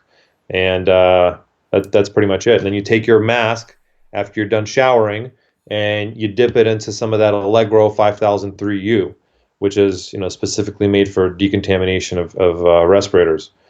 After that, you want to take the respirator, you want to dip it in warm water just to rinse it off, and then you want to let it air dry. You don't want to add any artificial heat or anything like that. Respirators are always meant to air dry. Yeah, we're actually working on. I know that you can't officially recommend like reusing these things because they're one-time use, like for the P3 filter, for example, the particle mask. But we're trying to stretch things out as much as we can for some of our N95 masks. I see some comments here on how do you. Let's see. I thought I saw one here in the comment section. How to clean a N90. What's the best way you recommend to clean N95s? But we're like doing a rotation, almost like a old school mailbox where you have like your letters and have different slots for day 1, day 2, day 3, and just kind of rotating through, and hopefully the virus dies within 72 hours or something like that. As a personal protective equipment manufacturer, you can't say that safety standards to ever reuse a filter. Yeah. At the same time, it's up to the customer how they work with the product. Obviously, what they decide to do. Just be cautious and careful, and really be cautious about decontamination, because that's just as important as having personal protective equipment, is being able to properly decontaminate it. And we were talking about some of the differences between, like I read on the CDC how they don't think that you should do the alcohol that they for like these N95 masks, that you should use aerosol hydrogen peroxide, for example. And then we were also talking a little bit about UV light, and then you also have I don't know if we could talk about that, but there's other methods of doing those. Do you want to talk a little bit about your thoughts on the UV versus the 70% alcohol versus hydrogen peroxide versus gases or other things like that? Yeah, I can't recommend any of those methods, but we are currently working on a method in a special machine to decontaminate filters in a clinical setting. So, if you're wearing them in a hospital, obviously these filters at $25 a pop for a 40 millimeter P3 filter. $25 a pop. It adds up over time. Yeah. And it just really depends on how long this goes on for. But this could go on for potentially months, which could just cost a lot of money for these institutions. So we are creating a system right now. We're getting it tested to decontaminate filters through a special process, and trying to make it more affordable.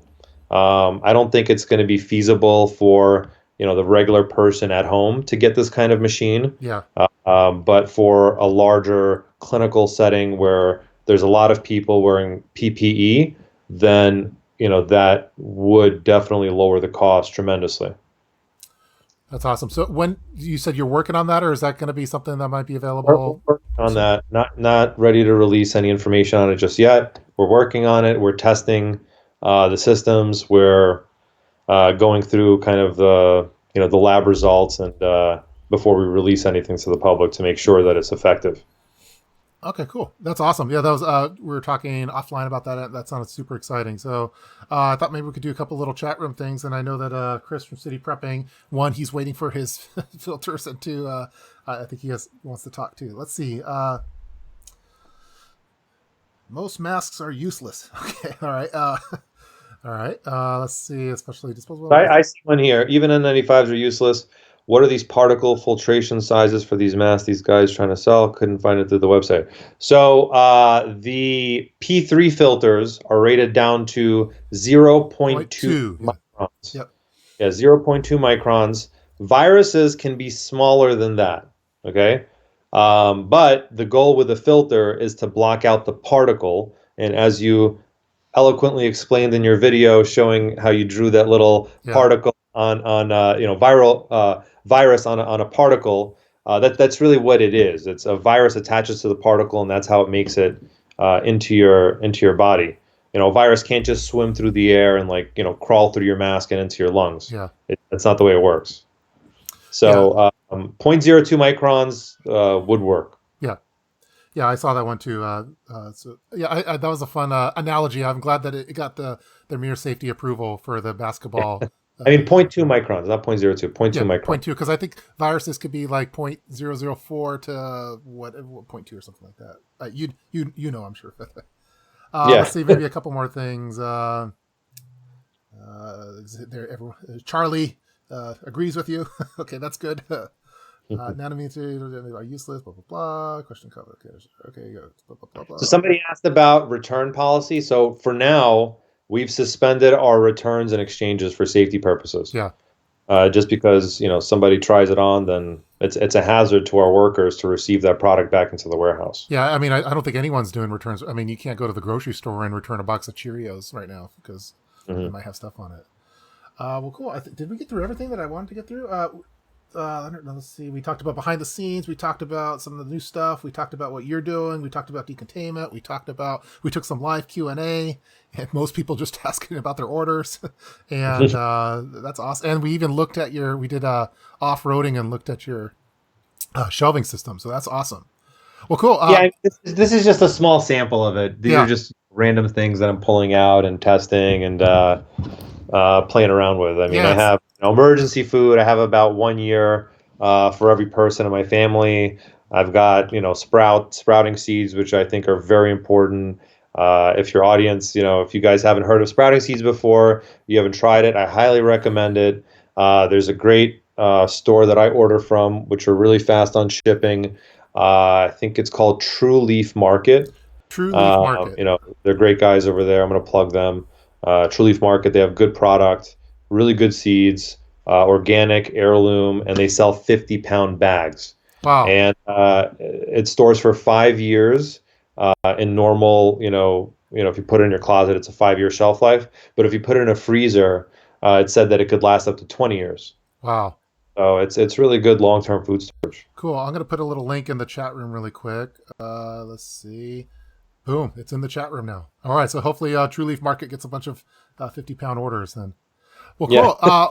Well, I feel like we can keep talking, but I want to let you get back to family stuff. Again, I appreciate all the stuff that you do for everyone out there. I think a lot of people are trying to get the masks and the filters and the hazmat suits and all sorts of stuff. And it was really cool seeing your your shelf. I mean, on the same shelf, I saw a couple cordless drills. I saw supplements. I saw a ballistic helmet. It was a wide eclectic list of things over there. So that was pretty cool. Well, again, make sure, guys, I provided a link in the description of this particular live stream for Mirror Safety. Make sure that you go check him out. This is Roman. He's the boss at Mirror Safety, and he's cranking these things out all day long, and it's really awesome. They're high-quality products. Where did I put mine? Somewhere around. Oh, here it is. Yeah, so if you don't have a mask, you should probably get a mask and a bunch of different filters. It is going to take a little bit because they're really popular right now. But Roman and the folks over at Mirror Safety are cranking away. So thanks again for joining, and I'm sure we'll be talking more offline. So awesome. Thanks so much, Cliff. All right, Take care. Good times. All right. Bye-bye. Bye-bye. All right, guys, that was Roman from Mirror Safety, which was really cool. We've talked a lot over the phone. This is actually one of the first times that I've actually seen him in person. He's just been a voice for me for the most part. So let's see how we're doing on time. Okay, we're an hour and 40 minutes into this live stream. I have to use the restroom at some point. I think I'm going to try to hold it if I can. I have some soda. My daughter brought me a breakfast sandwich to help get me by. Let's do a couple little things in the chat room. Again, I really appreciate the people that are in the chat room, the moderators. We have Cascadian Preparedness. That's Austin Chambers, the author of Cascadia Fallen. He's one of the moderators. And then we also have Bionic Madness, who's been helpful. I'm going to try to get Bionic Madness in. We need to check in on him because he was sick last time that we talked. But I also have City Prepping is been waiting to get on. I think we're going a little later than what he expected. So City Prepping, if you are listening, feel free to call at any time. I sent him a text message earlier. Let me see if I could. Cool. Okay. So City Prepping sent me I said, hey, ready, almost ready. And he goes, cool, I'll put some clothes on. So no one wants to see what City Prepping has like this gardening video where he wears this like farmer's outfit with like this kind of hillbilly looking hat and overalls, and it always cracks me up. The Drop for Survival, excellent chat session today. So City Prepping is currently putting clothes on. He's not going to do he's not going to streak us on the live stream. And oh, here he comes. So let's see if I can switch over really quick. City Prepping, is that you? Cool. It's going good. Let me see if if everything's looking good. Oh, we have. Let me fix this really quick on the live stream. I can hear you just fine, but cool. Your video is like taking up the whole screen. Let me get this fixed. Of course. Thanks for being so patient. It's been nonstop action, and it was fun talking with everyone. You and I are like the two West Coast people, so I figure that we're on the same time zone. So there we go. Cool, and this is we're having a look at the new office that you have, because most of us are used to the old office scene. I've even been over there in person and crashed on your futon for a few hours. That was a year ago or 2 years. How long ago was that? I forget now. Ooh, we're breaking up a little bit.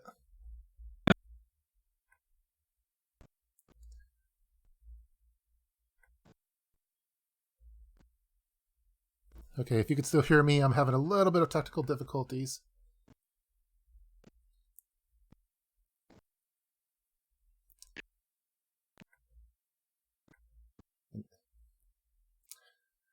All right, if you could hear me, I'm not sure. I can't hear anything right now. Let's see.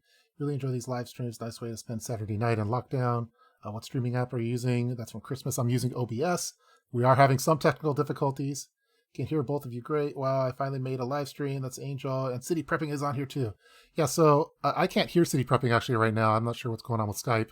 But City Prepping, he came on briefly this last time. And the last live stream that we had, but that was kind of spur of the moment, and so now we have him on officially. So, City Prepping, can you hear me? Okay, I'm not sure.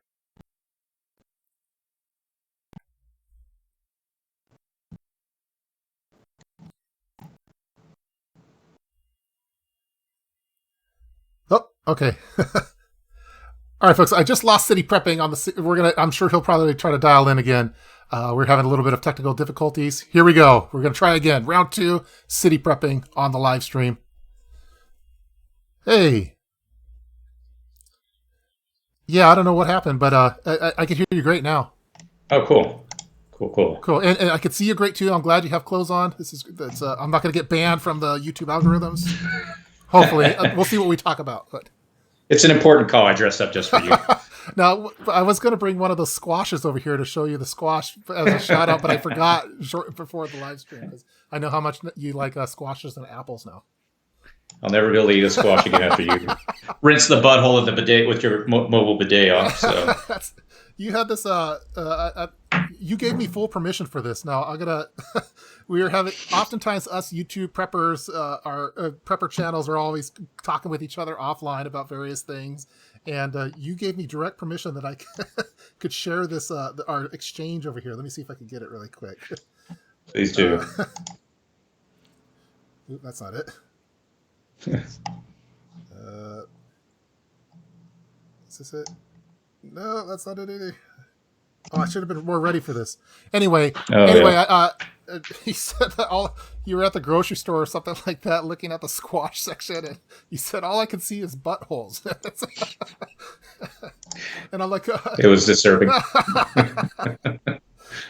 That's hilarious. So thank you for ruining squash. Yeah. So I'll never grow. All right. So, all right. Now let's get serious now. So we're all sure. Let's we're all sheltering in place now. It looks like you have a whole new office setting. I see a bunch of cool gear in the background too.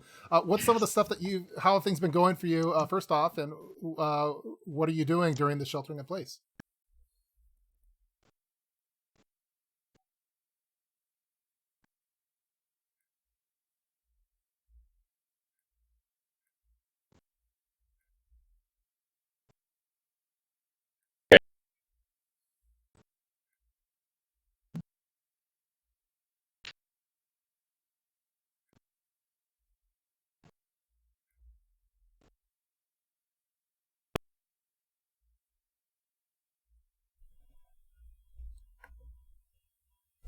Oh no, I must have offended City Prepping.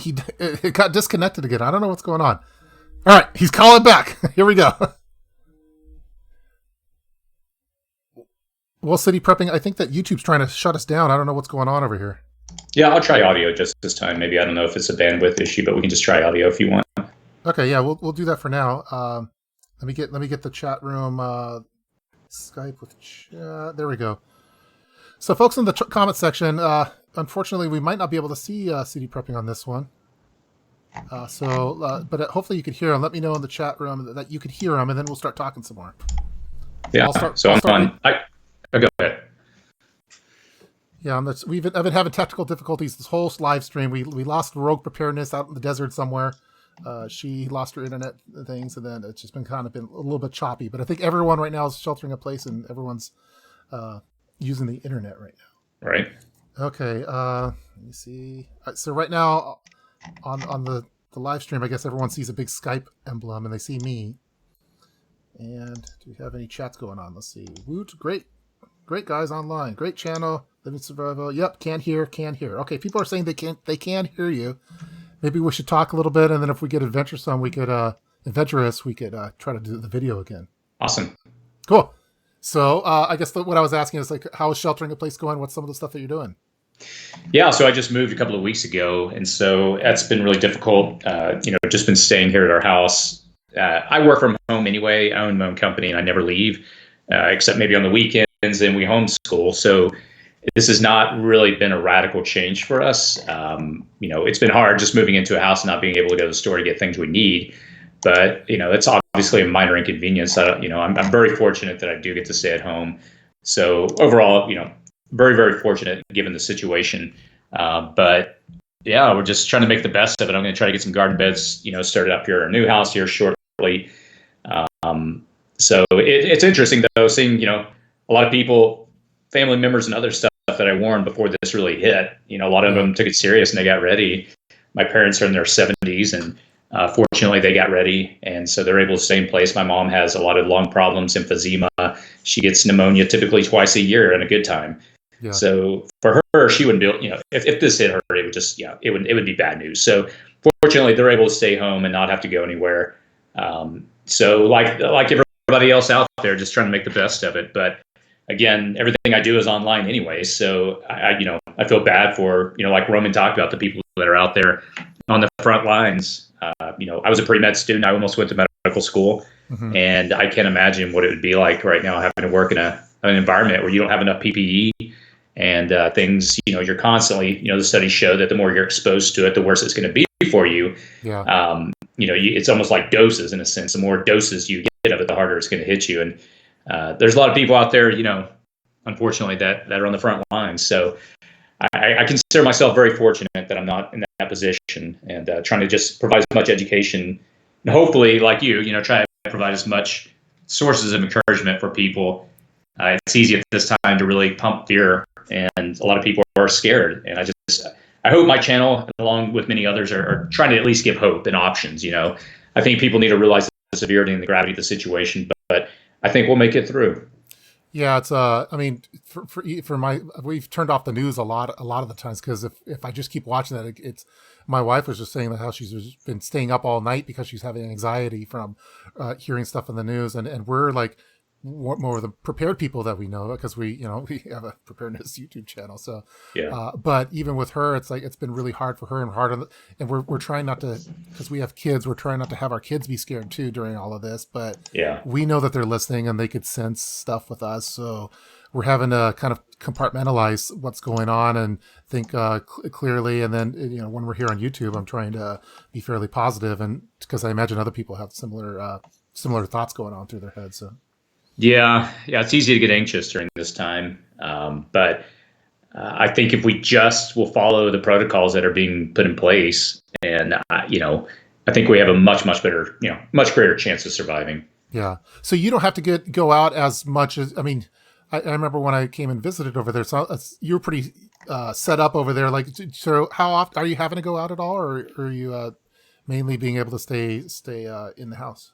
Yeah, so far, stay at home. We got enough food to last us quite a long time. Costco, we put in a big order, and they were like, it's going to be 3 days out. They ended up calling and say, hey, we'll be over there in a few hours. So, food is coming still.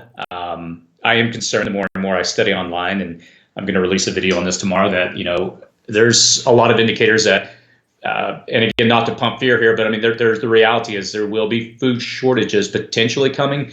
What that means, I don't know. It doesn't mean we just can't get all the nice things that we're used to, but we still have enough. I think we'll still be able to get the staples, hopefully. But, my grandparents, during World War II, they had to learn how to ration, and things like meat and other luxury items. Well, they became that. They became luxury items. Yeah. I just don't know if we're going to see that, but I think that's the potential.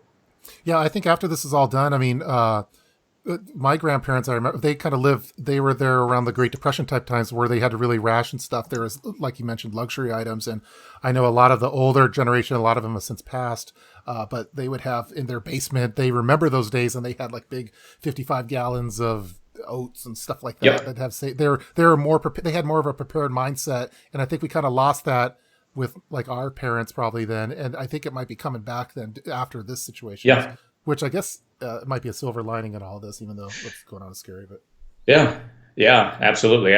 Growing up, we had a family, some friends of ours at church. This gentleman, he flew what was called a hump during World War II over the Himalayas mountains. And the guy before he passed, he was a multimillionaire many times over, but he lived through the Great Depression, and he still thought like that. He could never escape that. He was always afraid, and he was very conservative on his money and other things because he just never knew.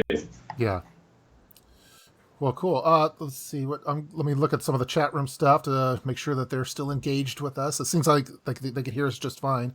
Maybe if we get eventually, we could try the video again, but I don't want to lose you either. So let's see. They're talking about all sorts of stuff. They're talking about masks. They're talking about disinfecting, cleaning. We have Dropforge Survival saying hello, which is cool. Hello, Dropforge Survival. Thanks for checking in again. Yeah, he's going to be coming in on the stream next week, which should be fun.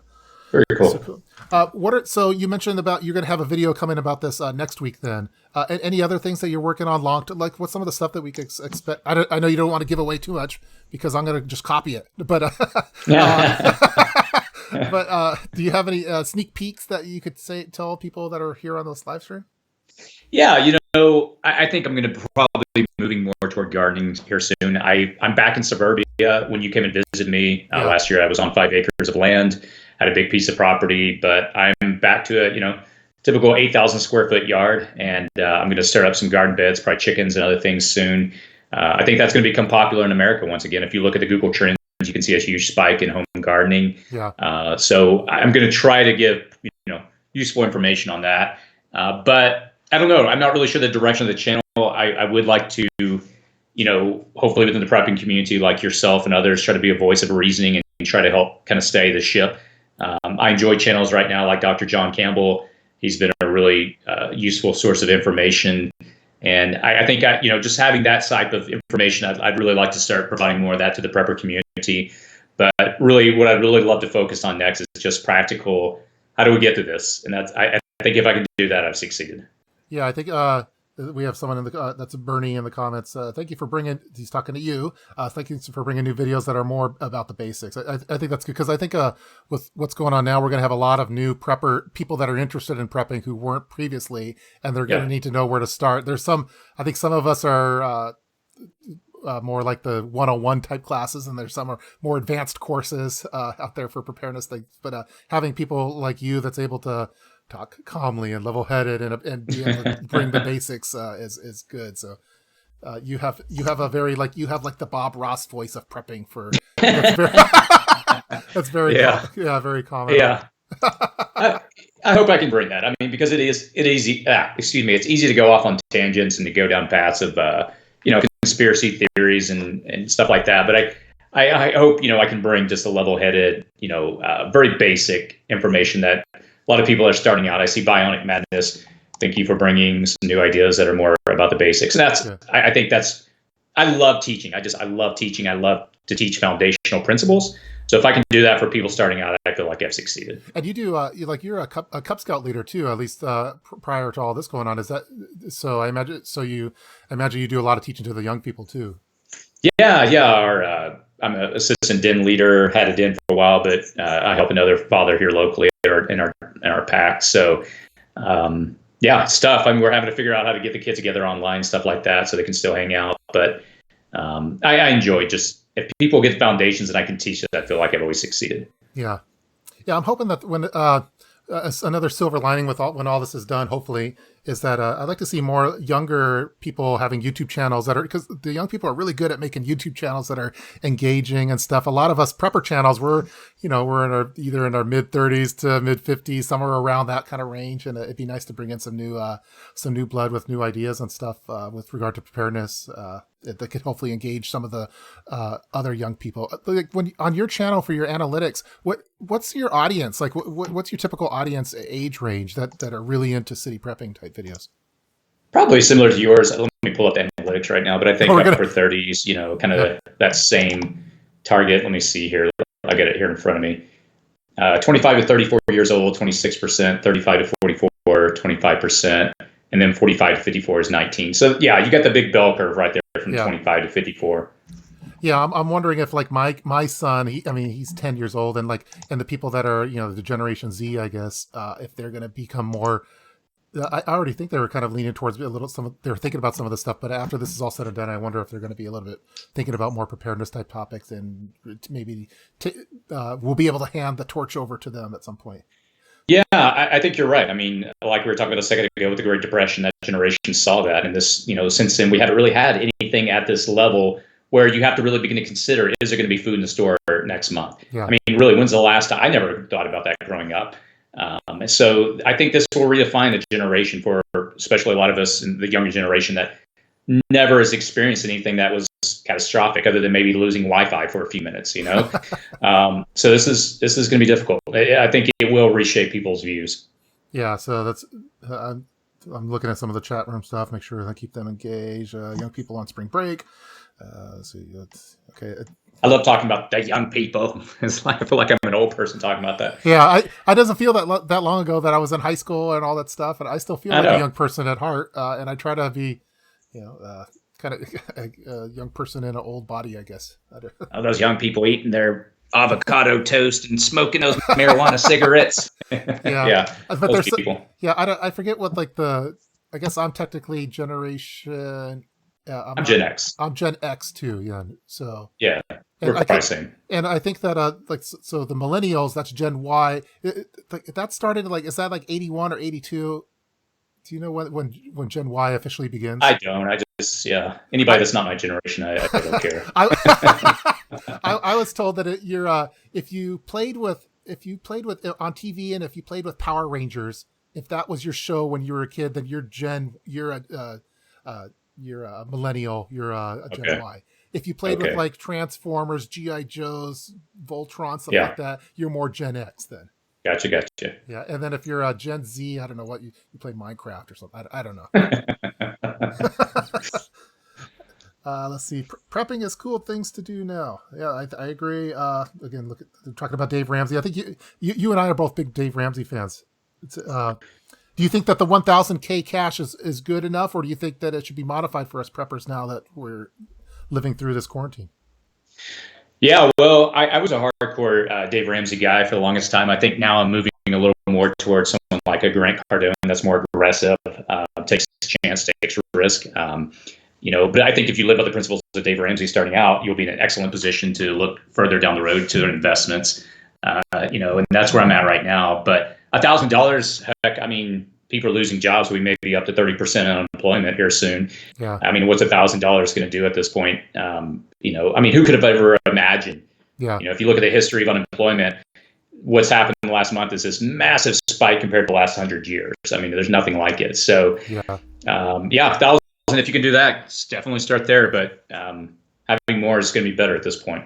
Yeah, I think it's a good starting point. I mean, with us prepping, with a lot of people, I think when they get into prepping, they're, at least we'll talk before coronavirus, but before coronavirus, people were into zombies and EMPs and stuff like that. But I think there are some of us were talking about, we should have 3 to 6 months of, like, if you lose your job and you don't have any money to pay the bills. I think that's probably going to be more heightened now after we've gone through this situation, that a lot of us should really be having those 90 days of being able to pay the bills if you didn't have to work for.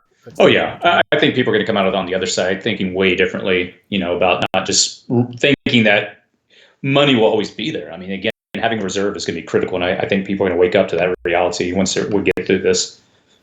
Yeah. Let's see. Follow your dreams. I just started. Okay. That's talking about, that's book stuff. Okay. Everyone's saying whether they're Gen Z or Gen Y, or Gen X. We have some boomers on here. That's I've been hearing with the OK boomer. That's a thing that goes on. You said it, not me. OK boomer. That's the mic. Gen X. Yeah, I'm a Gen X person. I never got that insult. That's messed up. I've always tried to be real respectful to the elders. I don't get why they say that to people, but the elders. Well, it's recently my mom had her 70th birthday, and it was I was making a slideshow, like, because we had a big party. This is before all this was going on, and it was like I finally saw my mom as, she's not just my mom. She used to be 20 years old. She used to be 18 years old, and she has like similar type situations that we've been through. So it's kind of refocused how I look at the people that previously I'm gonna they're just old or whatever. Sure. That's my mom. That's my grandma. But they're just like me at some point, and they're been around a little longer. Makes me feel old. Why don't sorry, Mike, for that. 9 months from now, the Cornians will be born. The Cornians will be born. Okay. Do you keep cash in your Urban Bug Out 3.0 though? Sorry for if OffSec. I think I do the Dave Ramsey cash for the bug out bags. I may have to adjust it though, based off of things now. I think you should have a wide mix of denominations, I guess, for cash, with a lot more of the smaller bills. But actually, for mine, I think we're kind of separating. I've actually been moving more towards bug in type stuff than bug out. That's why I haven't seen as many bug out videos on my channel. But I think I'm going to be distributing the cash out between the multiple bags instead of having it all in one, just for if someone jacks my bag, then we'll still have it elsewhere. There you go. So Julio says, why did you move back to smaller property, CP? Yeah, that's a video I got to do soon. Basically, it really came down to a big financial decision. Cliff, you came to my place last year and you saw what it was like. I mean, it was nice. It was a big piece of land, big house, beautiful. Everything was perfect, but it was a big money pit. Every time I turned around, there was work to be done. It was a time suck. And I read a couple of books last summer. The one that most people have probably heard of, but if you haven't read it, I highly encourage it. I encourage you to read it. It's Rich Dad, Poor Dad. And the whole point of the book is buy assets, not liabilities. And I really quickly began to realize I own a massive liability. And it was just, it was draining me for time and money. And so I decided, hey, scale down. And my strategy is retire in 10 years. I'd like to be able to not have to work in 5 to 10 years. And keeping that house was not in line with that objective. And so, have I known there's a pandemic coming? Would I have sold it? Probably not. It sucks having to be back in suburbia, in a small neighborhood like we are now with small yards. But, we're making the best of it. I'm in the same boat as everybody else. So I think when I start making videos over the next few months, I can definitely speak to what you can do in that environment because we're all in it together. Yeah. Do you still have the farmer outfit? Are you going to be using that in the suburban? Oh, heck yeah. I will always wear that one for you. I love that. That should be your new avatar, I think, for the chat. Yeah.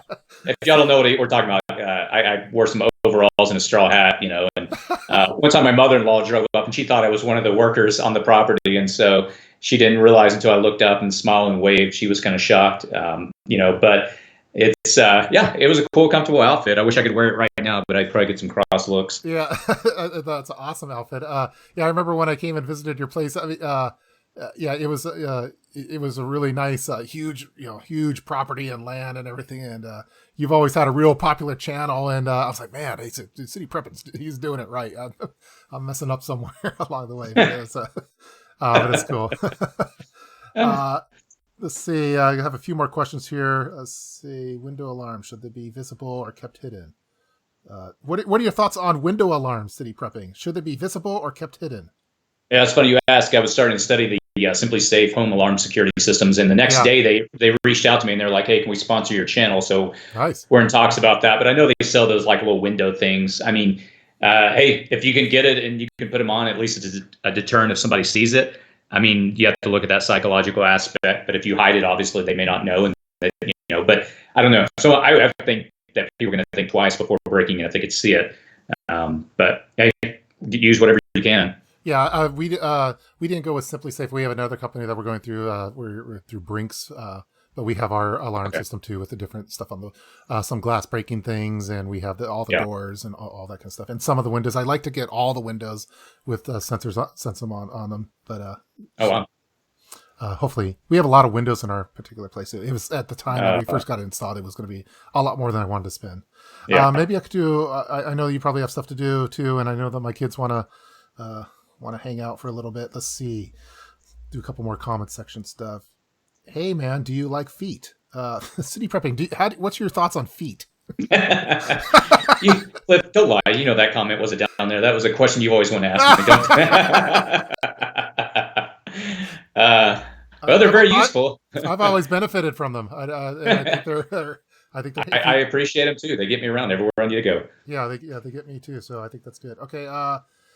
Someone's saying leaning towards visible options. Sorry if this question has already been posted, and I know there's no definitive answer, but what is your criteria for deciding between a P3 filter like the Mirror Particle Max is no longer functional? Do you have thoughts on that? So. Oh, if you don't have a filter, a functional mask anymore? They said, what is your criteria for deciding when a P3 filter is no longer functional? For me, it's like when you can't breathe through it anymore, right?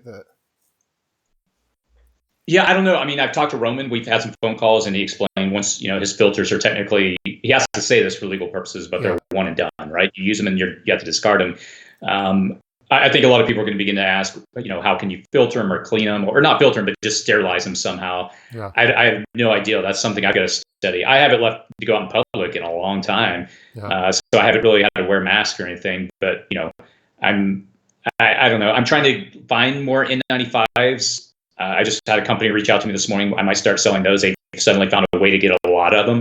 Cool. So those are a lot cheaper, obviously. But if you can go full face with the mirror safety, then do it. But yeah, that's a tough question. It's like, do I spend $30 on a filter to go out one-time usage? So you kind of have to really make sure if you're going to go out wearing that, you're going to get a lot done, right? Yeah, I think make it count. Yeah, when this is all done, I think we're probably going to see a lot more different type of filters and masks and things like that. They'll probably have a lot, like for your favorite sports team or something like that. They'll probably have all sorts of options after this. Seriously.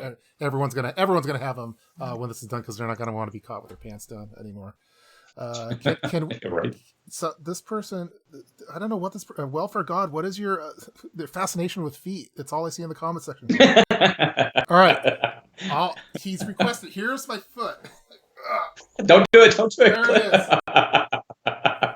Oh, you just satisfy somebody's itch. Yeah. So I know the people in the preparedness community, they have some little quirks, but Welfare God is super into food. He looks like he just got a band. I don't know what happened. Let's see. And somebody's going to make a lot of money off that video right there that you just put up. You're going to see it on some weird sites here soon. well, this has been awesome. I think I'm over time already, but I appreciate you coming on and talking. It's always fun chatting with you. Yeah. I mean, we talk a lot on the just on text message. We talk in Instagram messages. We talk offline. We talk in email. But it's always fun overall, and looking forward to the next time that we get to hang out with each other again. I think we had a really good time in Vegas for a SHOT Show the previous year, and hopefully we could do that again soon. I know. I'm looking forward to that again. Maybe when this is all said and done, we could have you come up to Seattle. Maybe see if All American Prepper or someone like that wants to come too.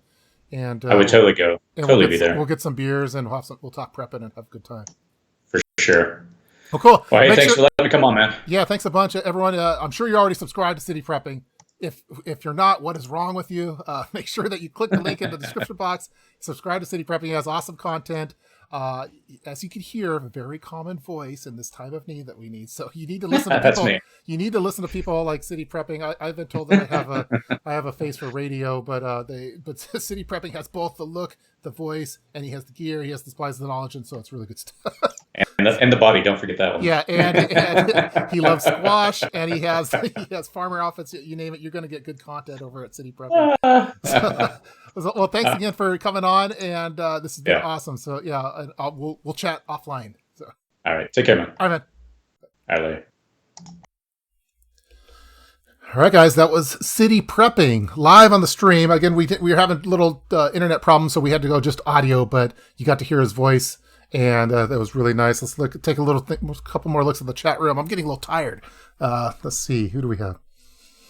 Jason, hello, Jason. Oh yeah, Prepper Garage Sale. Oh yes, I have some notes on here. What are some of the things I wanted to say? So I already did the Paxter jacket. I was wearing that earlier, but it got way too hot because it's a ski jacket and it's not ski time. Jason and I were talking about would it be cool? What do you guys think if there was a Prepper Garage Sale type site where a lot of us have gear and sometimes we don't need the gear anymore and we want to just sell it? Maybe there could be some kind of Prepper Garage Sale. That's what we were talking about with Jason. Let me know what you think in the chat room. Let's see. Welcome, Jade Star. I see you there now. City prepping is awesome. That's true. It's that fact that's been through Snopes. It's not fiction. It is a fact. City prepping is awesome.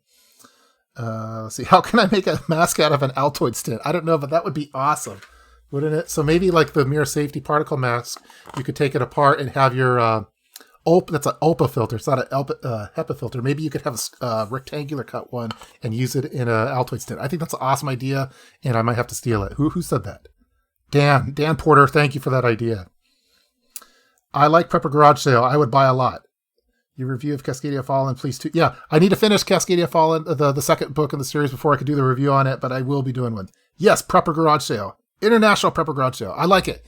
So I'm thinking not like where you're bidding or whatever. You just put it up there just like a garage sale, but for prepper stuff, virtual. And that was an idea that I think Jason came up with it, and I thought it was awesome. And so we're talking behind the scenes about doing something like that. I think it'd be really cool. Are KN95 and N95 comparable? I don't know about KN95s. If Roman's still there, he could probably answer on that. I don't know.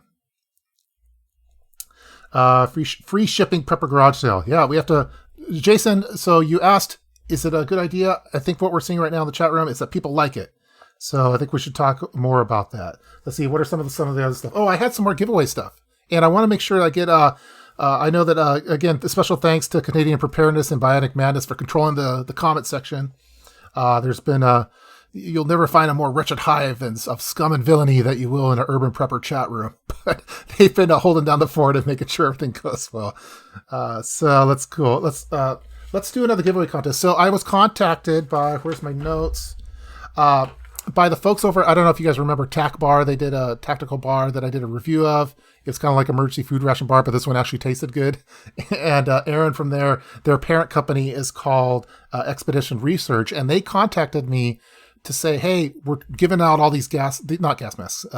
We're giving out surgical masks. We have a whole bunch of them for their businesses that they have. They don't need it right now because they're not making TAC bars because for various reasons. So they're trying to give it away. They just gave away 10,000 surgical masks to the United Way for frontline workers, which is awesome. They're trying to give away 20,000 masks in Washington.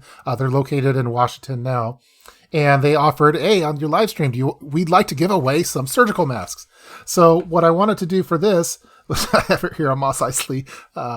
What I wanted to do for this section, I have another Urban Prepper trivia question time, and we're going to be giving away 250 surgical masks. But here's the catch. Okay, they're in boxes of 50 each.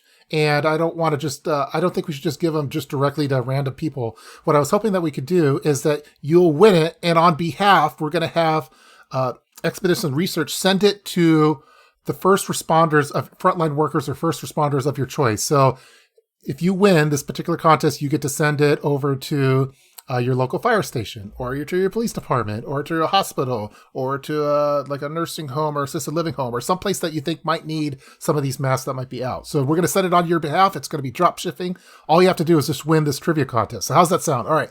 So I have 5 boxes of 50 to give away.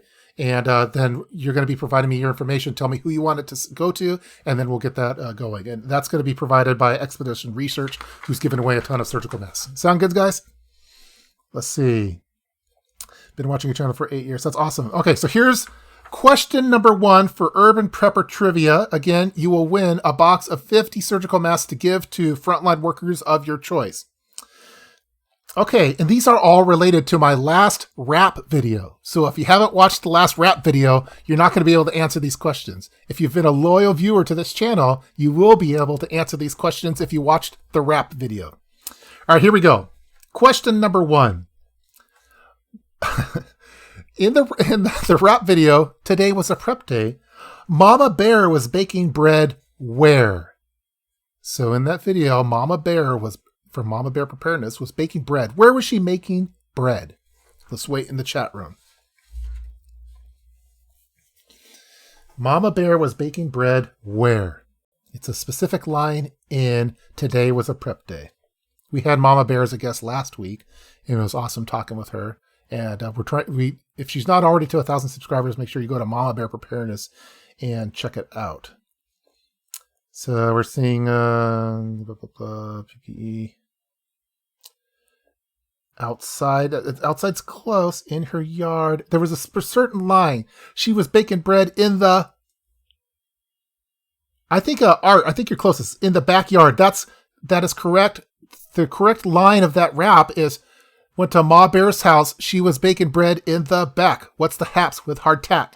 So congratulations to Art C. You win a box of 50 surgical masks, and we're going to have you recommend where you would like them sent. So wherever you think would be a good work for frontline workers, and we'll send it to them on behalf of Art C. So drop me a line in the PM wherever you want to go, whether it's Facebook, Instagram, Twitter, YouTube. Send it, and we'll have it go that way. All right, next trivia question is, in the rap video, Today Was a Prep Day, who is the knife god? Who is the knife god in the rap video, Today Was a Prep Day? Wait in the chat room over here. So there was a specific line. It was early on in the video.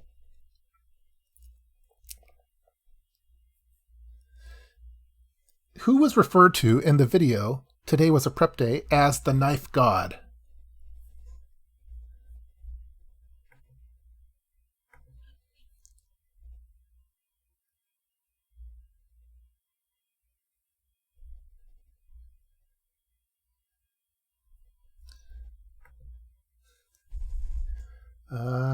Let's see. One Dutch oven, armpit, and da. I said backyard.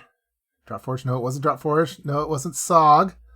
This is a person, an individual, known in the prepping community. Not Les Stroud. No. Ben Banters. That is correct. Mandy Van Zanten, who's an active viewer, you win. You're correct. Ben Banters was referred to as the knife god, and today was a prep day. So congratulations, you win a box of 50 surgical masks, and we'll be sending them out to wherever you think that they should go out to. So drop me a line, Mandy. Congratulations. Ben Banters was referred to as the knife god. So...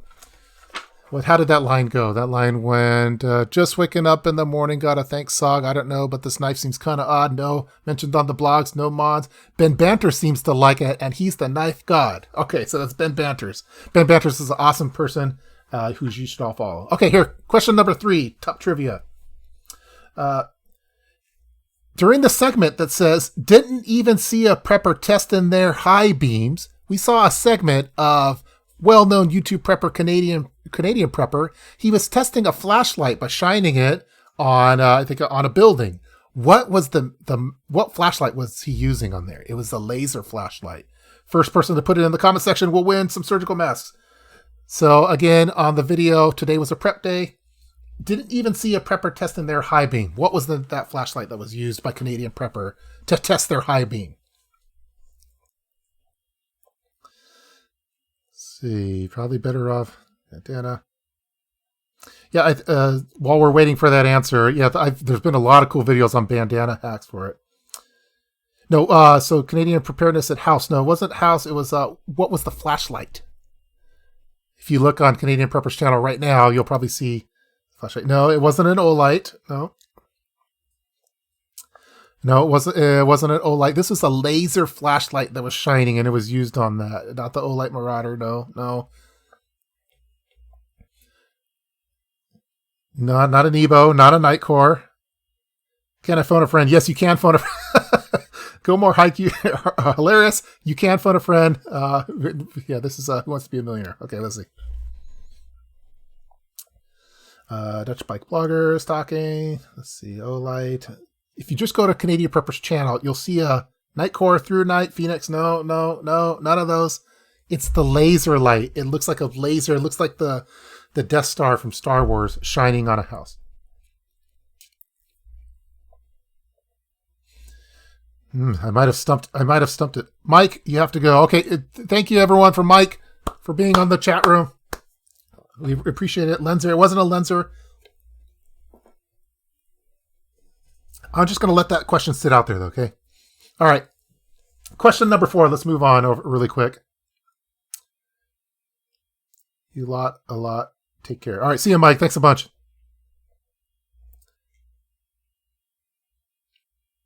Yeah, Mandy, if you let me know where you want me to send it in the U.S. Yeah, we want to ship it in the U.S. to make it more affordable for the company. Here's question number 4. Who performed the skull face dance in the rap video Today Was a Prep Day? Which YouTuber, who is also in this chat room, performed the skull face dance? Let me know, and you will also receive one. Ozark Trail Flashlight Special. No, that's not it. I think I might have stumped him. That's okay. Dan Porter, congratulations. It is the Ace Beam W30. That was the flashlight used by Canadian Prepper when didn't even see a prepper testing their high beam. Correct. So congratulations, Dan Porter. Contact me. I'll be sending a box of 50 surgical masks to whoever you would like me to. So contact me offline. Again, our question number 4, who performed the skull face dance in the rap video Today Was a Prep Day? Cascadian Preparedness got it right. Yes, Bionic Madness, one of the moderators. We're going to call him on at the end of this. Congratulations, Cascadian Preparedness. You win a box of 50 surgical masks, and we'll be donating them to the place of your choice. So you know how to contact me. All right, final question. Question number 5. In the rap video, Today Was a Prep Day, there was a line that says, found a sale on a Notion, bought some blank. What did I buy in the rap video? Found a sale on a Notion, bought some. So it's a 2-word answer on that one. So in the rap video, Today Was a Prep Day, there is a line that mentions that found a sale on a Notion, bought some blank. What did we buy with the sale on a Notion in the rap video Today Was a Prep Day? Again, these questions are all for Urban Prepper hardcore fans. I'm gonna give it to Dirt Burger That's a lotion. That's right. We bought sunscreen lotion. Found a sale on a Notion. Bought some sunscreen lotion. That's correct. So congratulations, Dirtburger. You win the last box of 50 surgical masks. Please drop me a line, a PM, or Facebook, Twitter, Instagram, email, wherever, and we'll send it to the frontline workers of your choice. Yeah, I got some people in there that are getting the answer too. So, okay, cool. All right. See, getting some calls coming in. Let's. I think we've been going for a while. Bernie, Bionic Madness, if you're still there, feel free to call. Let's see if we can bring you in to kind of wrap this one up. So, if you're there, if you could hear me, you're welcome to call now. It's we've been going for 2.5 hours. And it's time for me to probably get going to do some family stuff. Again, this has been a live stream. We're going to be doing this weekly during the shelter in place. I hope that you guys have all been enjoying it. My throat is getting dry a little bit, but it's been a lot of fun. So next week, we have some awesome guests. So for next week, let me see if I have the guest lined up over here.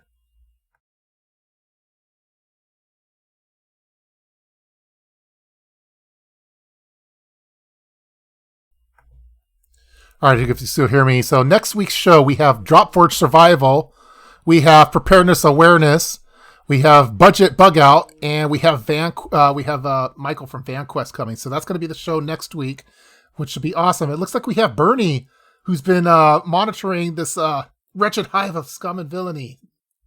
Let me see if I can switch over. Skype with chat. I'm going to bring you on. I don't know if you could hear me, Bernie, or Bionic Madness. Sorry. I could hear you just fine. Let's see. Thank you so much for monitoring the chat room. Okay. I'm going to switch over so I can get your video in here really quick. Bear with me. Madness. There we are. Are you still there? Can you hear me? Do we have you, Bernie? Or sorry, Bionic Madness. Sorry. Are we on a first name basis on YouTube? I don't know yet.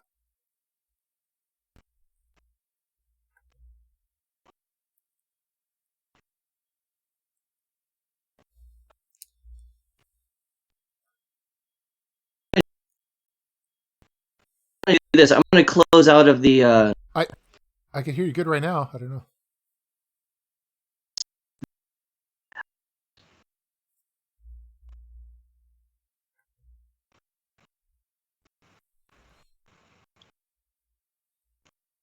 Sometimes when we have the chat rooms open and a bunch of things, it makes it a little bit sluggish.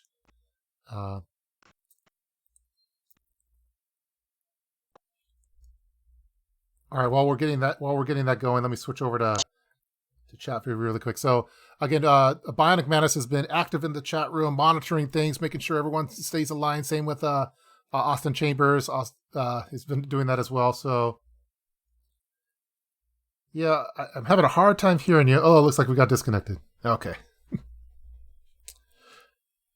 Frozen. Yep. Well, I think that's the YouTube bots. They're trying to get me again. Just kidding. So we tried to get Bionic Madness there, having a little bit of technical difficulties. We'll try one more time, and then we're going to wrap this up. Again, next week. Okay, here we go again. Let's try it again.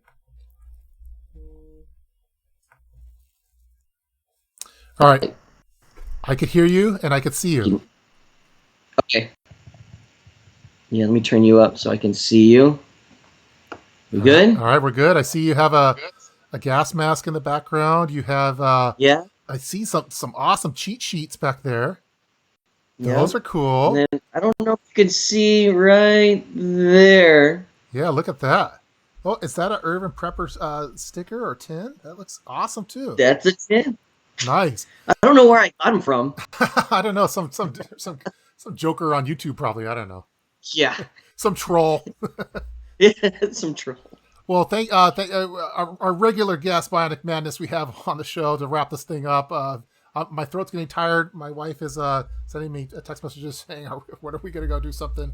But I wanted to say, I'm in the same boat, so yeah, I hear you. I wanted to say special thanks for you and for Cascadian Preparedness for keeping everyone in line in the chat room. How was the chat room? I didn't get to see all of it, but it seemed like it was a lot of people talking there. It was busy. It was busy. Yeah, it was a lot of stuff going on. Cascadian Prepper, man, he he was on it though. He was there was a couple trolls in there that he just bounced on right away, which was really good. Okay. Because we don't need that, you know. This is a good community. Yeah, I saw some stuff in there going on, and I'm glad you guys were on it though, so that was cool. So yeah. But thank you. So how are you feeling? A couple weeks last week, you were starting to get over some symptoms of things. How are you feeling right now? Yeah.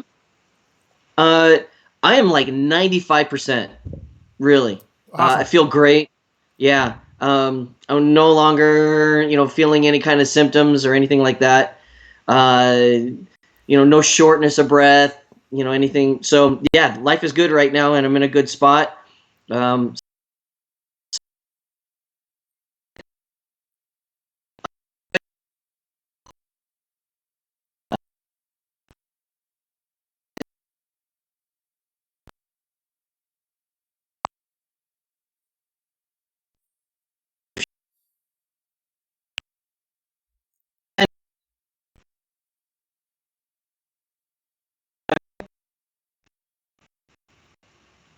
Sorry, I had a really weird signal. Yeah, sorry. Maybe it was kind of really cutting out for me there. So I. Yeah. Okay. All right. Now I hear you. You're feeling good. No worries. Things are going good. So things are going good. Because it's still been a couple of weeks, I'm still distancing myself from the outside. So my wife and kids, they'll go out, and for shopping, my wife will just go out. When she brings stuff back in, then I do all the cleaning. So yeah, just to be on the safe side, I'm not getting out really, which is nice because it gives me more time to watch your videos. Cool. And city prepping videos, and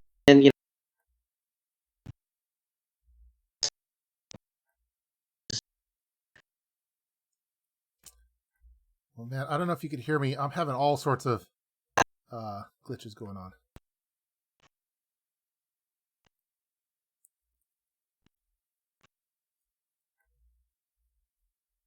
I gotta send it. I don't know, Bionic. I don't know if you could hear me. I'm having all sorts of problems on my end. We there? Can you hear me still? I'm here now. Yeah, I can hear you now.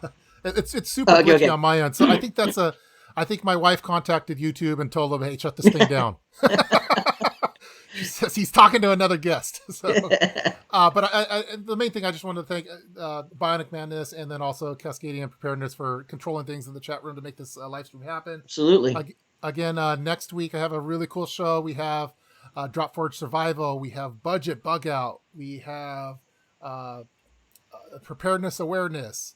Or Prepper Agenda, also known as that. And we also have the folks from VanQuest are going to be calling in, so that should be fun.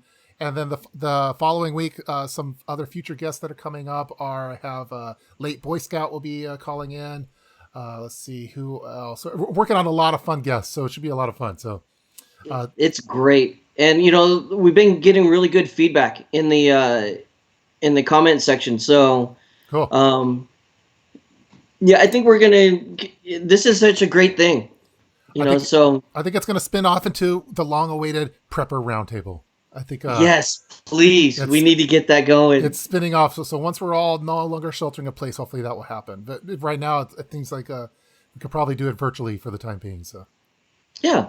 Well, cool. I think the next step, once we get this kind of dialed in, we can start doing the multiple calls, multiple windows, and we can do a virtual roundtable, and then. Once we get city prepping up to your neck of the woods, of course I'll make every effort to come up, and we'll get Canadian Prepper, Mountain RN. I mean, road preparedness. Get everybody. I think that'd be so much fun. That'd be a blast. It'd be like a Prepper Expo. Yes. Well, cool. Well, I'm getting notices from the family on the cell phone. They're saying, "Okay, shut this down." So. Well, again, special thanks to everyone on this live stream. Yep. Thanks again, Bionic Madness, for running everything. I'll ping you offline, and we'll be talking. But yeah, thanks again for everything. And let me do my closing statements. So, yep. All right. Man. All right. I'll hang up. See ya. All right, guys. It's been 2.5 hours. I have to use the restroom. My throat's getting dry. We've had awesome guests. Special thanks to Rogue Preparedness. Special thanks to Living Survival. Special thanks to City Prepping. Special thanks to Mira Safety, Roman for Mira Safety. Also to Bionic Madness for Cascadian Preparedness. We've had all sorts of guests. We've had giveaway contests. Again, special thanks to LED Lenser for the giveaways for the flashlights that we gave away. Special thanks to Expedition Research for the surgical mask giveaway that we did. This has been a lot of fun, but I'm exhausted now. So stay tuned for next week. Next week we have a great lineup as well. I think I mentioned it earlier. We have Drop Forge Survival. We have Budget Bug Out. We have Preparedness Awareness. And it's going to be a fun time. So I appreciate everyone watching this live stream. I hope everyone stays safe. Hopefully you have enough preps. Make sure you put your PPE items on if you have to go out. Spend time with your family. Spend times with your kids. Have dinner together. And hopefully we'll make it all through this. Again, I'm going to be doing these live streams weekly until this quarantine is over. So again, thanks everyone for tuning in to this live stream. This is Urban Prepper signing out. See you guys next time.